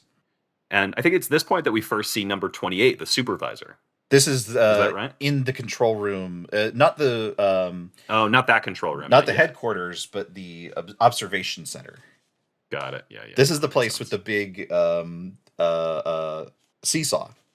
Right. So this is the point where we meet the supervisor then. This like fun-looking bald character. Um, he is played by Peter Swanwick. He was also in the Avengers and Danger Man. He is number 28. Hmm. So he's one of these numbered staff members. Another recurring Um, character. Another recurring character. So between the supervisor and the butler are two like antagonists who will keep showing up. Right. Do we want to go Um, back to the aptitude test, which we skipped over? oh yeah, the aptitude test is important. Yeah. Yeah. Oh, and the aptitude test is important for several reasons. Do Yeah. you want to set up the scene here? Sure. So after Rover, the tour that number two has been taking number six on sort of ends in this examination room. Right. There's a seat, and there's a administrator of some kind, and there's some sort of Yep. weird spokes and gears apparatus. It's like Tinker Toys. It's like Tinker Toys, yeah. And what does this person ask? He asks he basically asks number six, or attempts to ask at least, questions about who he is, about his past, what sort of things he likes, what he doesn't like, dislikes. Yeah.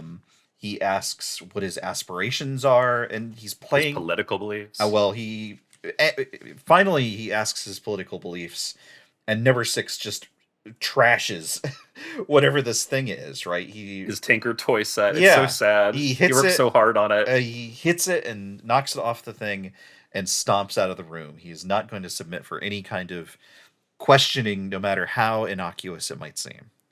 Right. You're right. And that's how we get back to his room. But we should stay here for a second. So this is Christopher Benjamin, the labor exchange manager. And what's really interesting about this actor is that he'll actually be cast multiple times in The Prisoner. Oh. Yeah, so he's going to keep coming back. There's a big notable case, but we can at this point, I think, introduce reading number 2, which was a reading very, very popular even at the time, which is that number 6 is Drake from Danger Man. That they are exactly the same character. Right.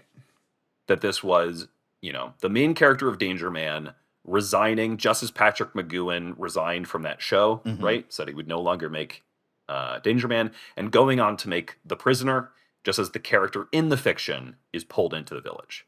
Now, of course, in the lead up to The Prisoner, lots and lots of people interviewing McGoohan said, "So this is John Drake, right?" And McGoohan would say over and over again, No, it's not necessarily. I am the leading man, and I am playing a sort of spy character in sort of an episodic sort of thing. But no, it's not John Drake. This is something new." And of course, everyone else was sort of taking their cues from McGoohan along the way. Right. And sort of repeating that script, including, behind closed doors, to the media, that sort of thing. So a famously rebuffed kind of theory, at least before the show came out. Right. We also went past it, but the waiting room has these great posters in it. Yes, it does. Questions are a burden to others. Answers, a prison for oneself. A still tongue makes a happy life. Incredible. There's also a sign outside before Rover saying "Walk on the grass." Yeah, true. It's really that's good. like a sign that Joker would put up. That is, if you think about it, the village is kind of twisted. Oh man, it's kind of been Joker-fied. Yeah. Okay, so let's jump forward a bit. So he runs away, runs off. I hate questions. I hate questions. Yeah. Gets back. There's a maid who's this pretty blonde lady, Stephanie Randall. She's best known as playing somebody named Bretta Jorgens in The Newcomers, this sitcom on the BBC that lasted a long time. Number 66, which is interesting, right? Sure. Because he's number 6. And she sort of tries to come on to him, and he's like, your services are not needed here. She runs off in a huff. He finds a calendar, which has already been filled out for him. Notably, it doesn't have a date. It just says today. And it says, or just arrived, made to feel very welcome. And don't forget to send thank you note for flowers at Ernest. They filled it out for him. It's just this beautiful little bit of control, right? Yeah. So, of course, they are observing the whole interaction as it goes down after she runs out. I believe, what's the number of the observation? The supervisor? Yeah. Number 28. Number 28, I believe, says, I thought her performance was quite well. She almost got him to talk. Which I think is particularly funny, reviewing it now, is that I think her performance is probably the weakest in the entire of the episode. It is. It's a funny very theatrical in the way that old 60s TV was. Notably, the bit he's responding to is actually when she comes back, right? Right. Because she comes back and she's like, please, won't you tell me anything? They said they'll let me go if you tell me something. Yeah. Right? So it's almost as if she's coming clean. Right. After sort of pretending to be this sort of, come hither maid at first. Right. She claims to have been born in the village. Yeah. Which is fascinating. Weird idea. Weird idea. We have not seen any children in the village. No, 0 children. Yeah, or babies. And, number 6, this is not working on him at all. But he's sort of playing along, saying, you really think they'll let you go? And she goes, oh, I don't know, they might. Yeah. And it's this bit that doesn't work, right? It's worth maybe just gesturing here that McGoohan was a very different sort of kiss, kiss, bang, bang kind of star for the time. Right. And that he would not kiss, kiss, or bang, bang. He would not kiss or bang. That is to say, he did not use guns, with very, very rare exceptions, either on this show or as John Drake. And he was John Drake for a very, very long time. He was always insistent that he had very, very particular ideas about what was appropriate family TV entertainment. What a hero is. Sorry, I thought you meant, that's what a hero would say, like Patrick McGoohan. No. It's his notion of what a hero is. Right. Very chivalric, right? Right, exactly. Much like a knight. Yeah, and as part of that, would not play hanky-panky with the women who were signed up to be the mistress of the week for John Drake. Right. Wouldn't kiss on camera and wouldn't seduce women in order to get ahead as part of the job. This gets a little bit complicated because there are cases where, in Danger Man, he would sort of seduce someone, but he'd seduce them in even a very chaste way. Yes. As if he was I'm angling for marriage. We'll come back to that in maybe one of the more obviously romantic episodes of The Prisoner, of which they do exist. They do exist. It's true. Go ahead. Electrician comes to fix his radio. As soon as he breaks the radio, Isabel gets on the phone and says, "Electrician to number 6, please. Electrician to number 6." Fenella Fielding. Yeah. And we get the electrician, who will also be a gardener in the same episode, which is funny. I don't know if it's actually supposed to be the same guy who just has to do double duty. Or the way number 6 reacts, it almost feels like it's the same guy. It's it does. Yeah. But I think that's also part of the ambiguity. So the guy who plays this gardener is named, I have it down here, Oliver McGreevy. So he has this incredible look. He has like no hair on his head, no eyebrows, shaved head. Hmm. He would usually play like villains in various, again, spy flicks, right? That's the connection here. Um, and they have him in this like full body jumpsuit. And it also notably, no number on this guy. Yeah, drives up in a tractor. Almost Yeah. again. Keep coming back to Disney World. The way that like maintenance crew would drive up, Hmm. in the back of one of those lots or something like that. Right. Number six asks, I think I'll go for a walk. well, he asks about the tractor and points out how slow it is, Right. and the maintenance guy says, "In an emergency, we walk." Yeah, it's so good. What a good line. Yeah, He's so no nonsense. It's a great performance. yeah, Um, so then number six decides to at first go for a walk. And then he just sort of books it. yep. It kind of rules. He runs through this forest. This forest will show up a lot, actually. Hmm. It's a common setting for things. He goes by all of these like statue head busts. There's a Buddha. There's like some like I think they're supposed to be like famous philosophers or authors. Looks that way. Yeah. It's not really clear who they're supposed to be. He meets Rover in the woods. Importantly, statues have cameras in their eyes. So, oh yeah, and they can turn and follow him. yeah. So, right? so immediately, headquarters knows that number six is trying to escape. Yeah, and this is when we first get a lot of that observation room. Yeah. This observation room rules. As you mentioned earlier, there's two guys on like a seesaw. Mhm. Both of them looking into cameras. Yeah, who knows why? It's constantly rotating as well. So just going up and down and rotating and looking into cameras. Yeah. We have number 28, again, the supervisor from before, on the phone, who's like making an announcement about yellow alert and things like that.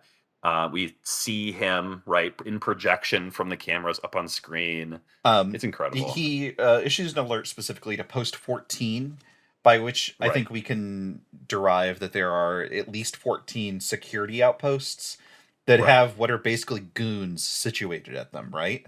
Like people Yep. people whose job it is to make sure people don't get away. Right.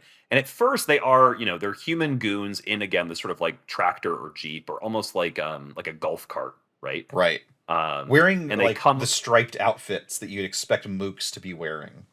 Yeah, yeah. Well, I mean, they're dressed almost identically to like the Wally Waldo guy from Right, earlier. right.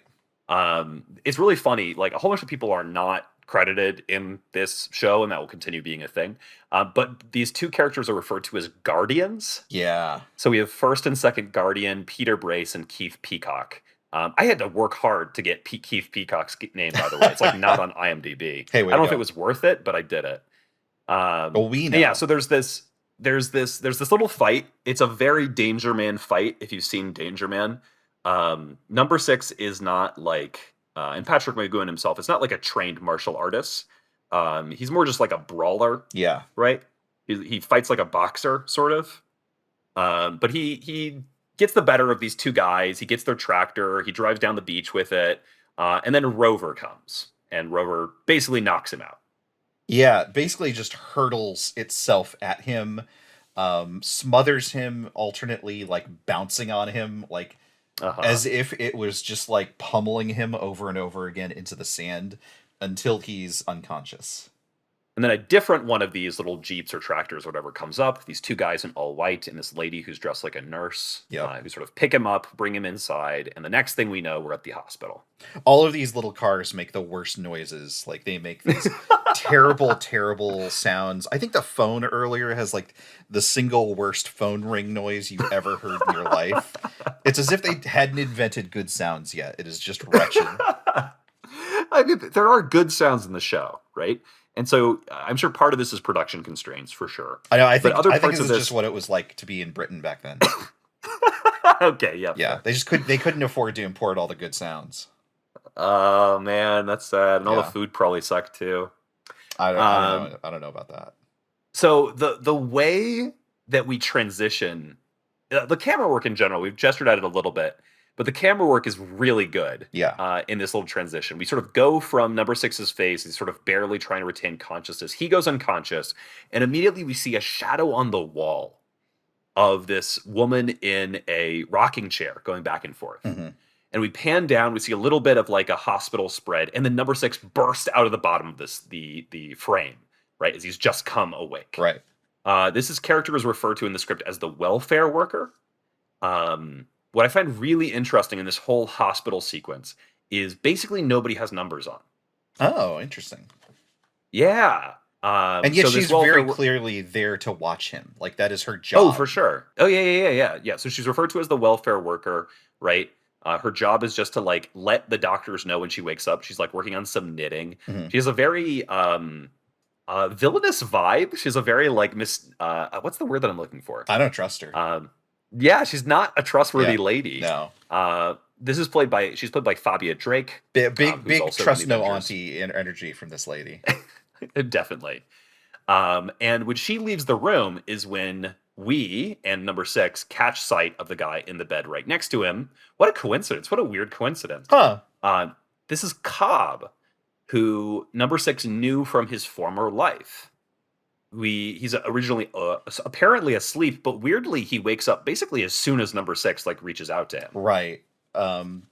Gestured at by number 6's performance as maybe some other spy or an informant or someone else that is in the system in that way.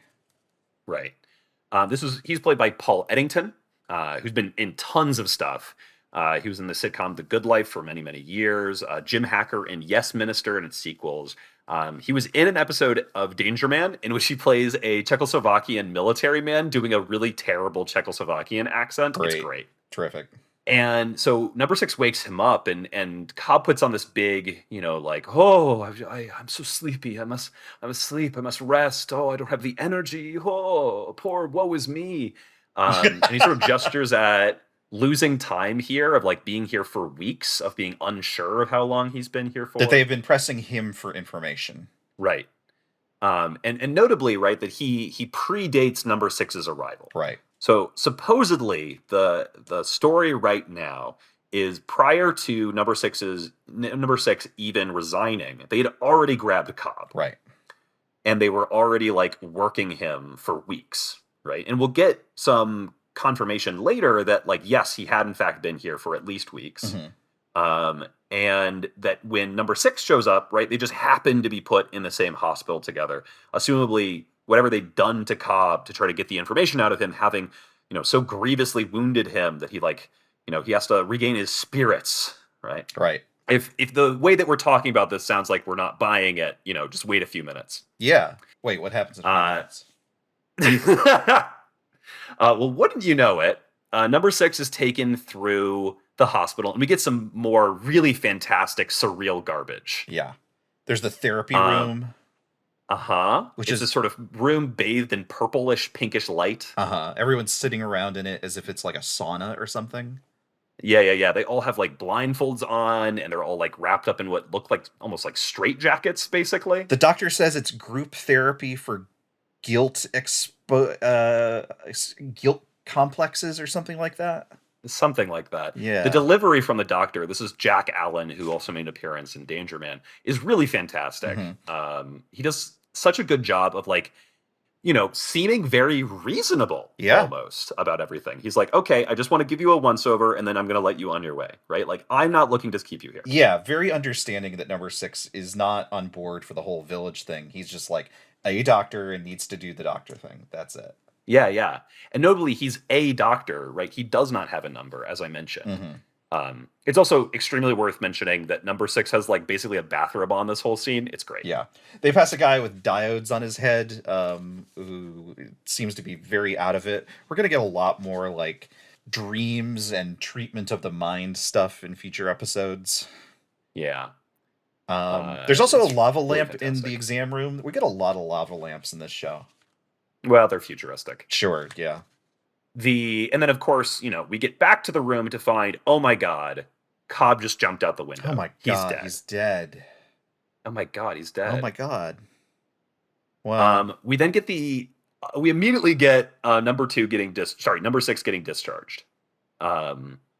We get the outside of the hospital, which is a castle, by the way. Yeah, very good. It rules. Yeah. Love to have a castle a hospital. This is also when number 6 is now in his iconic outfit. Right. When they discharge him, of course, they've gotten rid of his old clothes. Yeah, they've basically given him his like orientation stuff. They've given him, yes, here's your uniform, here's your number, here's your pin. Now that you're a member of the village, right? He's wearing this sort of like little straw hat sort of thing. He's got like khakis on. He's got like a blue turtleneck and like a black jacket with like some white piping on it, basically. Looks good. He looks good. It's a great outfit. Yeah. I mean, it's very similar to what number 2 is wearing. Yeah, again, yeah, it is both what the villains wear, and unlike everyone else in the village, it is dark. It is no longer completely black, but it is all dark as opposed to the umbrella-like colors of the rest of the village. Yeah, the rainbow. What's also really interesting, right, is like, assumably, the village people could have given him all of these cards and stuff as soon as he got up. Right? Sure. Number 2 could have given these to Hees. It's almost as if everything so far has been an orientation. Yeah, like deliberately getting him off kilter. Yes. And like now they're like, okay, this is setting you up. This is, from step 0, what being in the village is like. Where's he go? Pretty much immediately he throws away the hat and and the badge, which is awesome. Yep. Doesn't want to have any bit of it. Where does he go? He runs immediately back to number 2's office. That's right. And who does he find there? A new number 2. Huh. That's weird. Also, a lava lamp being projected on the wall. Yeah. Yeah, That's crucial. That's just his screensaver. They had to have screensavers back then. It is a screensaver. Yeah. He just a moment ago had like, he was watching somebody in the village and he like hurriedly switches it to screensaver when number 6 comes in the room. It's like his parents got there. So this is really interesting. Given what we know of what number 2's transitions are gonna be like later on. Right. The former number 2 actually gets a phone call. And it sounds like gets told, hey, we're gonna replace you with this other number 2. And seems amenable to it. Is kind of like, that makes a lot of sense. Let's do that to try and move forward. Yeah. And so it's almost like it. Yeah. Go ahead. No, you go ahead. I was going to say, it's to your point earlier, right? It's all about keeping him off kilter. Right. He was so comfortable when he was like, okay, I have the bad guy in my sights. I know. And then like we're immediately going to swap it out. Right. Yeah, it rules. This is Georgia Baker. The new number 2. And the new number 2, he was notably Tiberius in I, Claudius. Hey! Yeah. And Inspector Wexford in the Ruth Rendell Mysteries. Oh. Yeah, who knows? I don't know what that means. Yeah, I don't know either. He, as opposed to the first number 2, who had like this sort of like, old boy, chums, we're friendly here, is much more sinister, is much more directly antagonistic, is also like, appears to be closer in age to number 6, maybe even younger than him. Yeah. So it's a really interesting shift all of a sudden. Right. There's again some classic number 6, number 2 back and forth here, but it's not all that important. And at this point, we're going to go back to briefly to his home and then to Cobb's funeral, which is the next big important scene. This is kind of the pivot point of the episode where it stops being sort of the setup for the whole episode, for the whole series. Yep. And where it sort of goes, okay, we need to give you what the plot of this week's episode is going to be. And it really kind of goes into that mode. I would say that even like happens at the hospital. Yeah, I think that's right. As soon as we see Cobb, right? Like that feels like the start of Act 3. If this, you could really easily imagine today, this could be 3 20-minute episodes, right? Right. And this is like a very distinct part of the show from the hospital to the end. So at Cobb's funeral, by the way, they said they had a cemetery. They don't have a cemetery. They just bury the bodies on the beach. Yeah, I was looking at this. They have these graves and these sand dunes, and there are other tombstones out there. But gosh, if it doesn't seem like that's a bad place to put your dead. It's a terrible place for it. There's a marching band as part of the funeral procession. Yeah. Everybody has umbrellas. They're all the umbrellas are black as opposed to the rainbow umbrellas from before, but everybody's still wearing their rainbow outfits. Yeah, it's a pretty cheery procession, all things considered. Yeah. It's almost like this is all for show. Weird. Closed casket. The one part of it, closed casket, of course. Yeah, well, after the fall, you wouldn't want to look at that. So the important bit here, the one thing that doesn't seem to be entirely a show, is number 9, who we meet. She is very much, despite showing up 3/4 of the way through the episode. She's sort of the other central character in the episode, besides number 2 and number 6. Sure.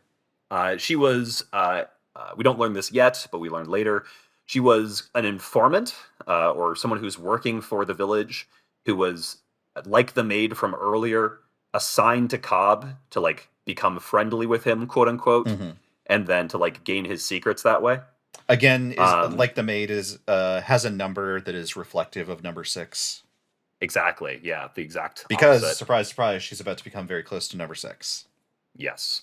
But, right, despite being assigned to Cobb to gain information out of him, she really falls for him. Right? It's the classic spy story. Ah, beans.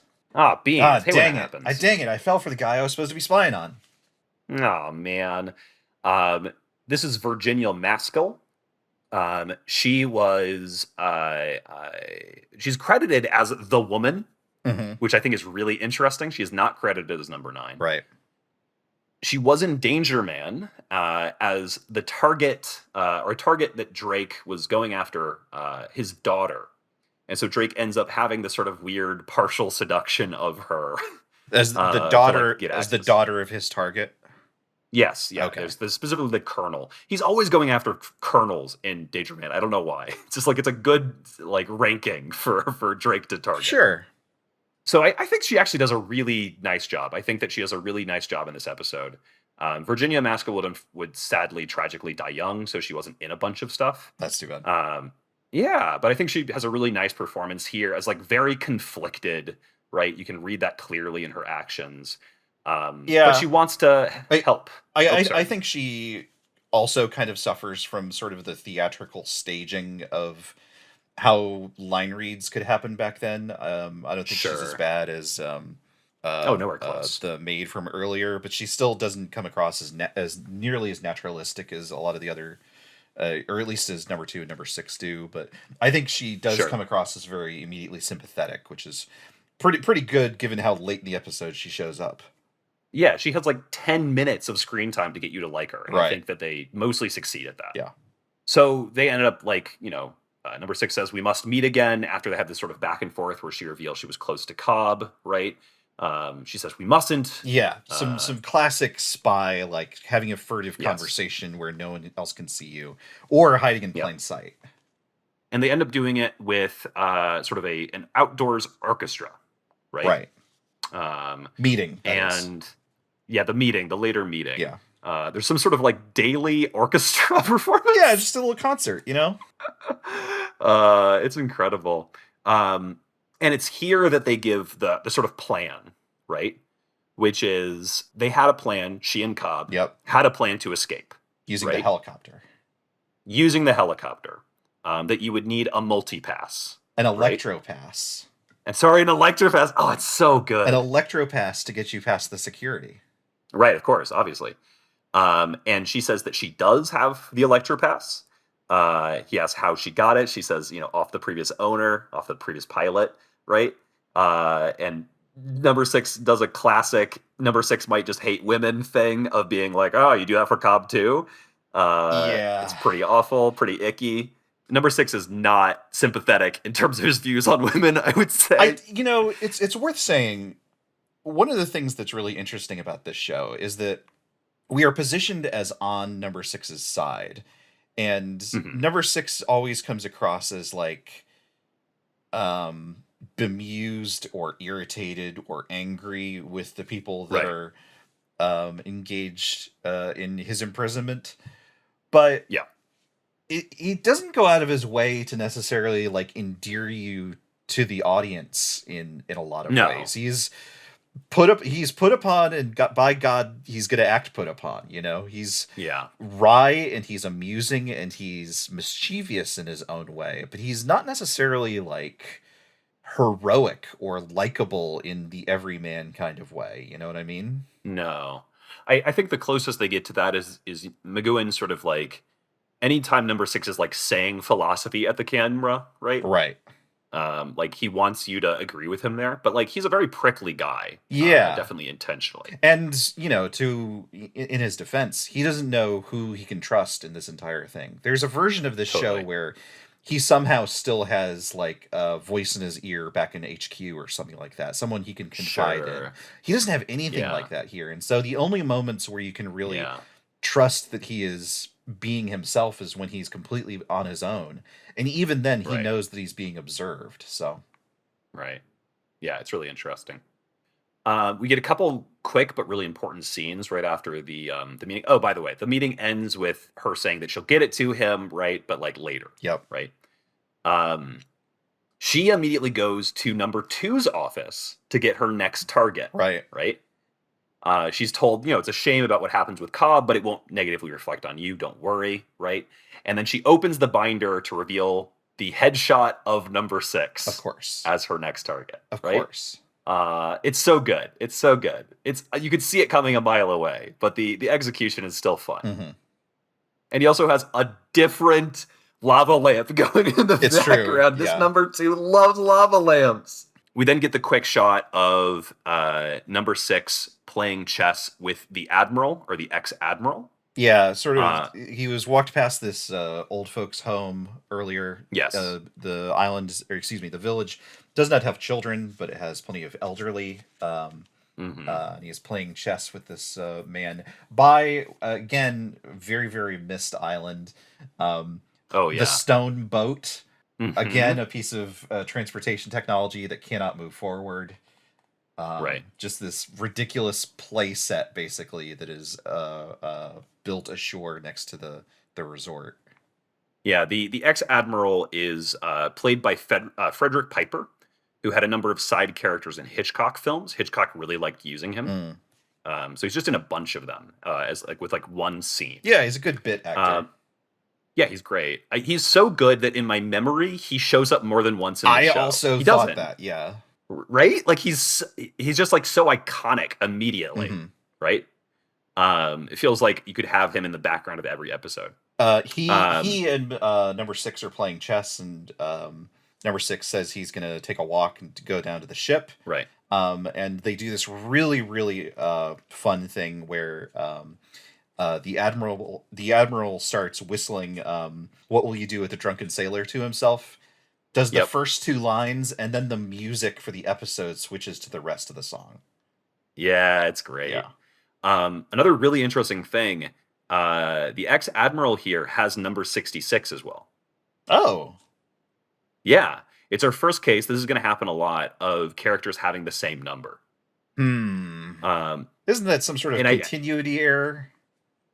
yeah, so I genuinely don't know what to think about it. Uh-huh. So at one point, right, like number 66, the maid from earlier, right, was clearly a plant, Right. right? Clearly not a prisoner. And we know that staff don't always get numbers. Right. And so there's this sense of like, oh, let's give her number 66. That'll be good. Right. Right. As part of like this bit that this lady who is hired for this job in universe was given to do. Sort of ignoring the fact they already had a number 66. Right. Right. But there's again this other reading where it was just a production thing, like, oh, we just had this pin lying around. We'll use this one. Sure. Right. And I don't know how to read it, but it's interesting, and we'll probably keep on coming back to Yeah, it. something to keep an eye on. So from here we get the climax, right? He gets the Electropass. He gets the Electro It's Pass. in the shape of a watch. Of course. It just is a watch. It just is a watch. Yep. He also confronts her and, gets her to admit that she had been assigned to Watch Cop, which she had not admitted to him before, right? And that she is now assigned to him. Right. But he still decides to go for it. Right. Because, Yeah, why not? yeah. She walks away, notably past Rover. Rover's just like in the background for a bit. And he walks on to the helicopter. Again, we get this interesting bit where Rover's just sort of idly going by, but lets him onto the helicopter. And whatever kind of security job he had, it apparently is one where he could fly a helicopter. Yep. Because he takes off no problem. He's wearing this thing, and Rover is clearly aware of him, but Right. seems to be like confused about what to do about it. Like, is not attacking, but is very Yeah. clearly like, something is wrong and I'm not authorized to do anything about it because you're wearing that watch, or Right. some other reason that we'll discover. Yeah. I think it's, honestly, we talked about it being silly, But one of the other things that this sort of weather balloon form gives you is you can actually be really expressive with it. Deeply, right? deeply. It's frenetic, right? There's this bits where Rover like bounds through, seeming like a lot of energy or a lot of purpose. There's this bits where it's sort of like idly moving back and forth as it's fidgeting nervously. It's really good. Takes off in the helicopter. Yeah, and he escapes, right? This is the end. This is the end That's of the prisoner. series. He escapes from the village. Thanks for listening to our podcast, everybody. Thank you. No. Wait, hold on. Hang on. I'm looking. I have not actually watched The Prisoner before. I've got it right now. I've been trying really hard to keep pace. So we get all these great clips, right? There's great shots back and forth of, Port Marion, the village from the sky as he gets further and further away from it. And number 2 watching and just smiling to himself. Number 9 also watching as she watches as McGoohan takes off. And the Admiral calls her over and says, here, play chess with me. She says she doesn't know how. He says, you ought to learn. We're all pawns, my dear. Yep. And they slowly control, with remote control, the helicopter so that it returns to the village once more. All of this, just another lesson that no matter what you might do or who you might think you can trust, there is no escape. Yeah. And as the helicopter touches down, we've been sort of, anytime we went to the control room, we were just doing like close-ups on number 2 or like big wide shots. But we see who's standing next to number 2. And wouldn't you know it, it's Cobb. Huh. Weird. Yeah, weird. Huh. And, they sort of talk about this for a little bit. Cobb says that he's looking forward to serving his new masters. Yeah. Uh-huh. He's notably wearing a sort of like, suit and a black bowler hat with a black umbrella, right? He says, "Oh, please, do be kind to the girl. Please be kind to number 9, right?" But we're sort of, the implication is number 9 is not long for this world. She's going to get taken out, her role taken, her purpose fulfilled. And right at the end, we get this interesting little back and forth with number 2, where Cobb says goodbye in French. Or no, number 2 says goodbye in French, and then Cobb replies in German. Yeah. And that's it. We close on the butler, a shot of the butler walking away from the helicopter pad past a sign that says residents only. Implying, of course, that the village has no visitors. Yep. What a strong first episode. So, I think it's pretty good. But I think that Act 3 really dampens my impressions of it. Sure. I think the first 2 acts are so strong, and in part of that is because I know where it's going. Sure. This crammed in story with like Cobb and the helicopter escape and all of that feels so rushed. It just it just does not have the juice compared to everything else. I think. Yeah, that's fair. And I understand, right? Like you've got to have like some kind of escape attempt here at the end. Right. It just feels awkward the way that it's all positioned for me, I think.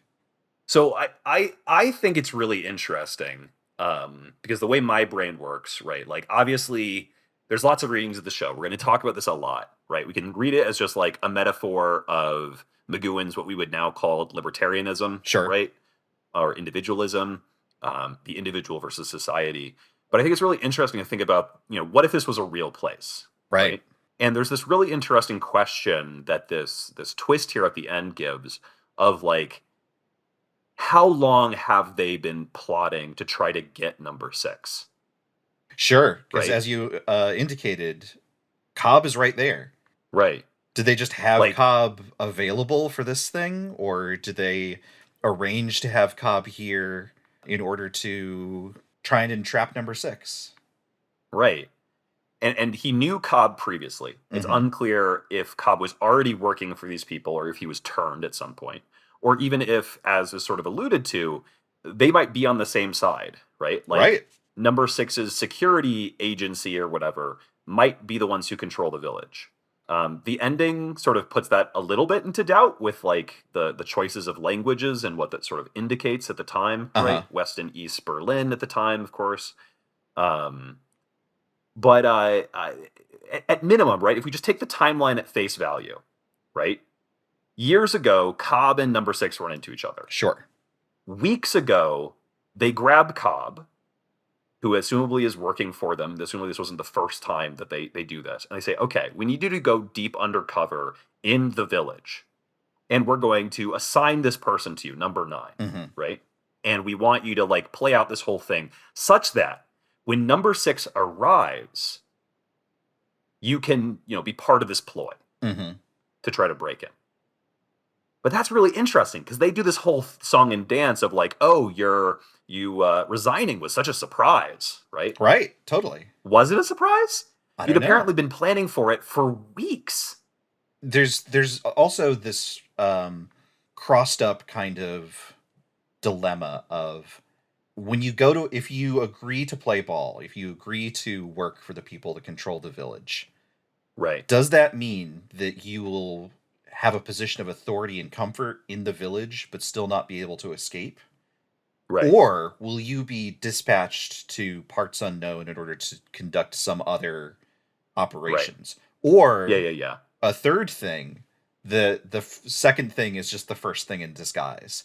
That Cobb thinks Cobb is headed off to East Germany, but is actually going to be killed or trapped in some way. Sure. Right? Yeah. And we'll get a little bit, the only times that we can really take this show, if we can even do it then at face value, is when like the villains are talking to each other. Right? Yeah. And we're going to get a lot of them saying like, you cannot harm number 6, right? You can't over and over again, they say in this episode how important it is. Right. That this is how they can't use these extreme measures that would like break somebody's mind. Right. He's too valuable to them. Mm-hmm. And so I can only read this whole thing, including the Cobb thing, which means that they've been plotting at least for weeks, if not for longer, to try to get number 6.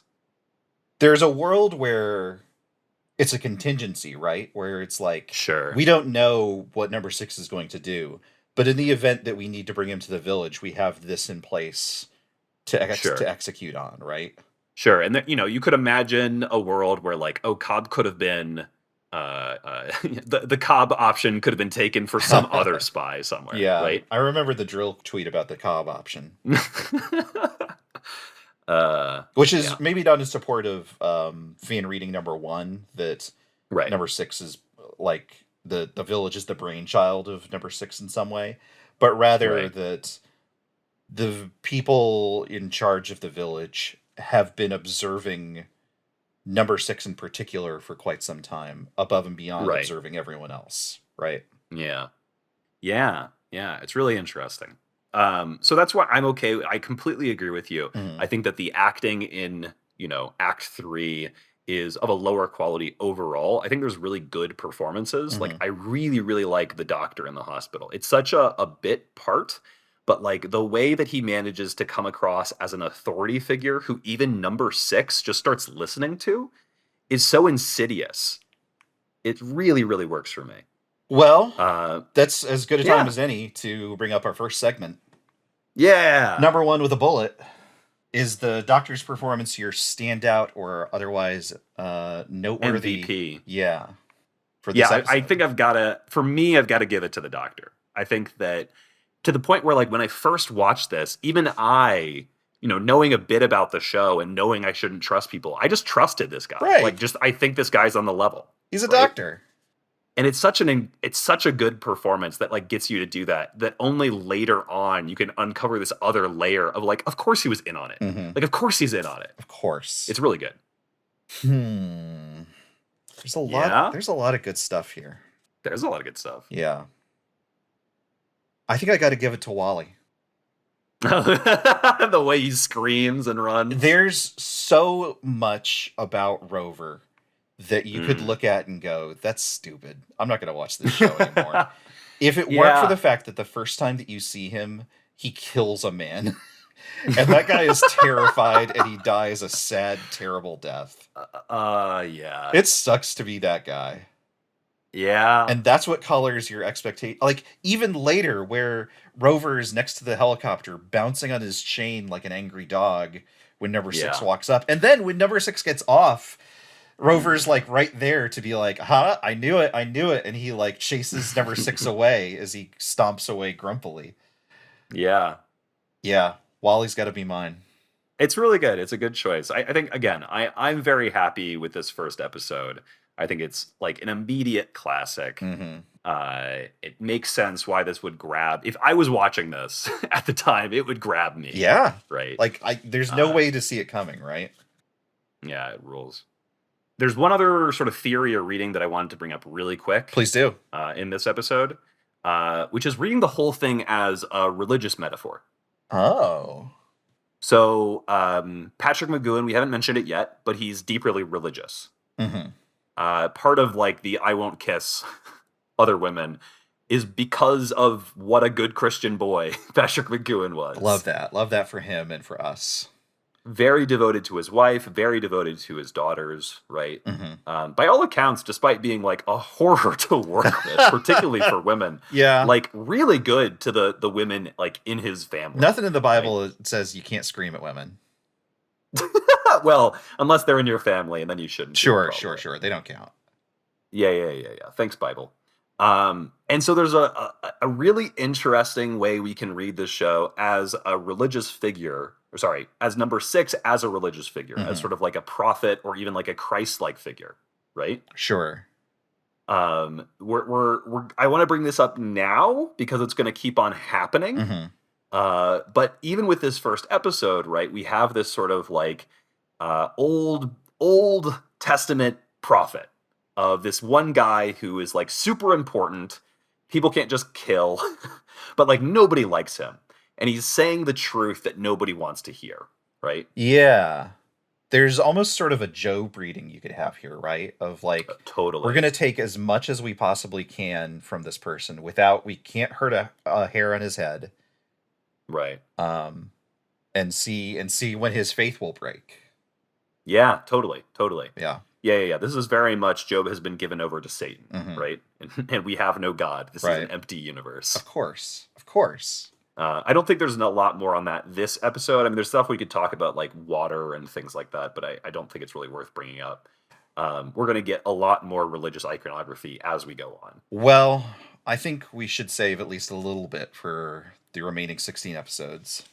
Yeah. We definitely aren't going to have anything else to talk about for any of these other episodes. For sure. I think the only thing that we have left for this particular episode is to rate it. Yes. Do you want to start or should I? I think you should go first. Okay. As I mentioned, I am very, very high on this episode. I don't think it's a perfect episode by any means, but I think it is such a well-constructed thing. And there are Prisoner episodes I am not this high on. There's some Prisoner episodes. There's some real stink that we mentioned earlier. They had to come up with like 10 extra scripts, like over a weekend. I don't think we mentioned that bit. Yeah. But the way Patrick McGoohan talks about it, they did over a weekend. They were like, we got to have some like 10 other ideas for scripts. Yeah. There were a lot of anecdotes in one of the in one of the documentaries that I wrote of writers basically being called in on spec to throw ideas at the wall, and more than a few of them being told that idea is no good, and then tuning in to Channel 4 and finding out that their idea inspired a script. Yep. Yeah. Anyway, so there's worse ones coming. I think this one's really good. I'm going to rate this episode 14 out of 16 pawns. Great. Good. Are those white pawns or black? Great question. Oh boy. That would be telling. You got me. How about you? Like I said, I think that this does a really, really good job of setting up the action of the rest of the series. I think that so much of the Cobb and the escape attempt stuff does not work for me. There's some stuff in there that I do like. I like the rendezvous with the stone ship. I like the weird admiral playing chess. I like Rover bouncing on his chain. If I'm honest, I think the whole helicopter escape scene takes way too long. That's fair. I think this rates for me 7 out of 10 lava lamps. Excellent. Yeah. Really good. We should probably end by thanking some folks. Yeah. Thank you to Devin Nelson, who made our theme music. It rules. It's so good. It's very good. It definitely captures the 60s spy spirit that we ourselves embody. Yeah, that we try to live by. Our cover art was made by Cy Sweetman. Thank you, Cy. Also rules. It's so good. There's so many little details. Take a look at it. It's excellent. Is there anyone else that we need to thank? I'd like to thank you, Brendan. Hey, thank you. Matthew, where can people find you on the internet? People can find me on the internet at x.com. Ugh, I hate to say that. At Matthew Guz. That's Guz or Guz if you're Canadian. And Brendan, where can they find you? You can find me at _Sulcata on Twitter. I will not call it the other thing.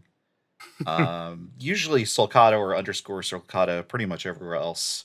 You can also find the games that I make at sulcata.itch.io. Next time! Which episode were you watching? The Chimes of Big Ben. The Chimes of Big Ben. Second episode broadcast, but not the second episode ever created. We'll talk more about that next time. I think that's about it. I think that's it. Good episode. How do we end this show? Wait, hold on. How do we end this show? That's a great... Oh, wait. Be seeing you. Not if I see you first.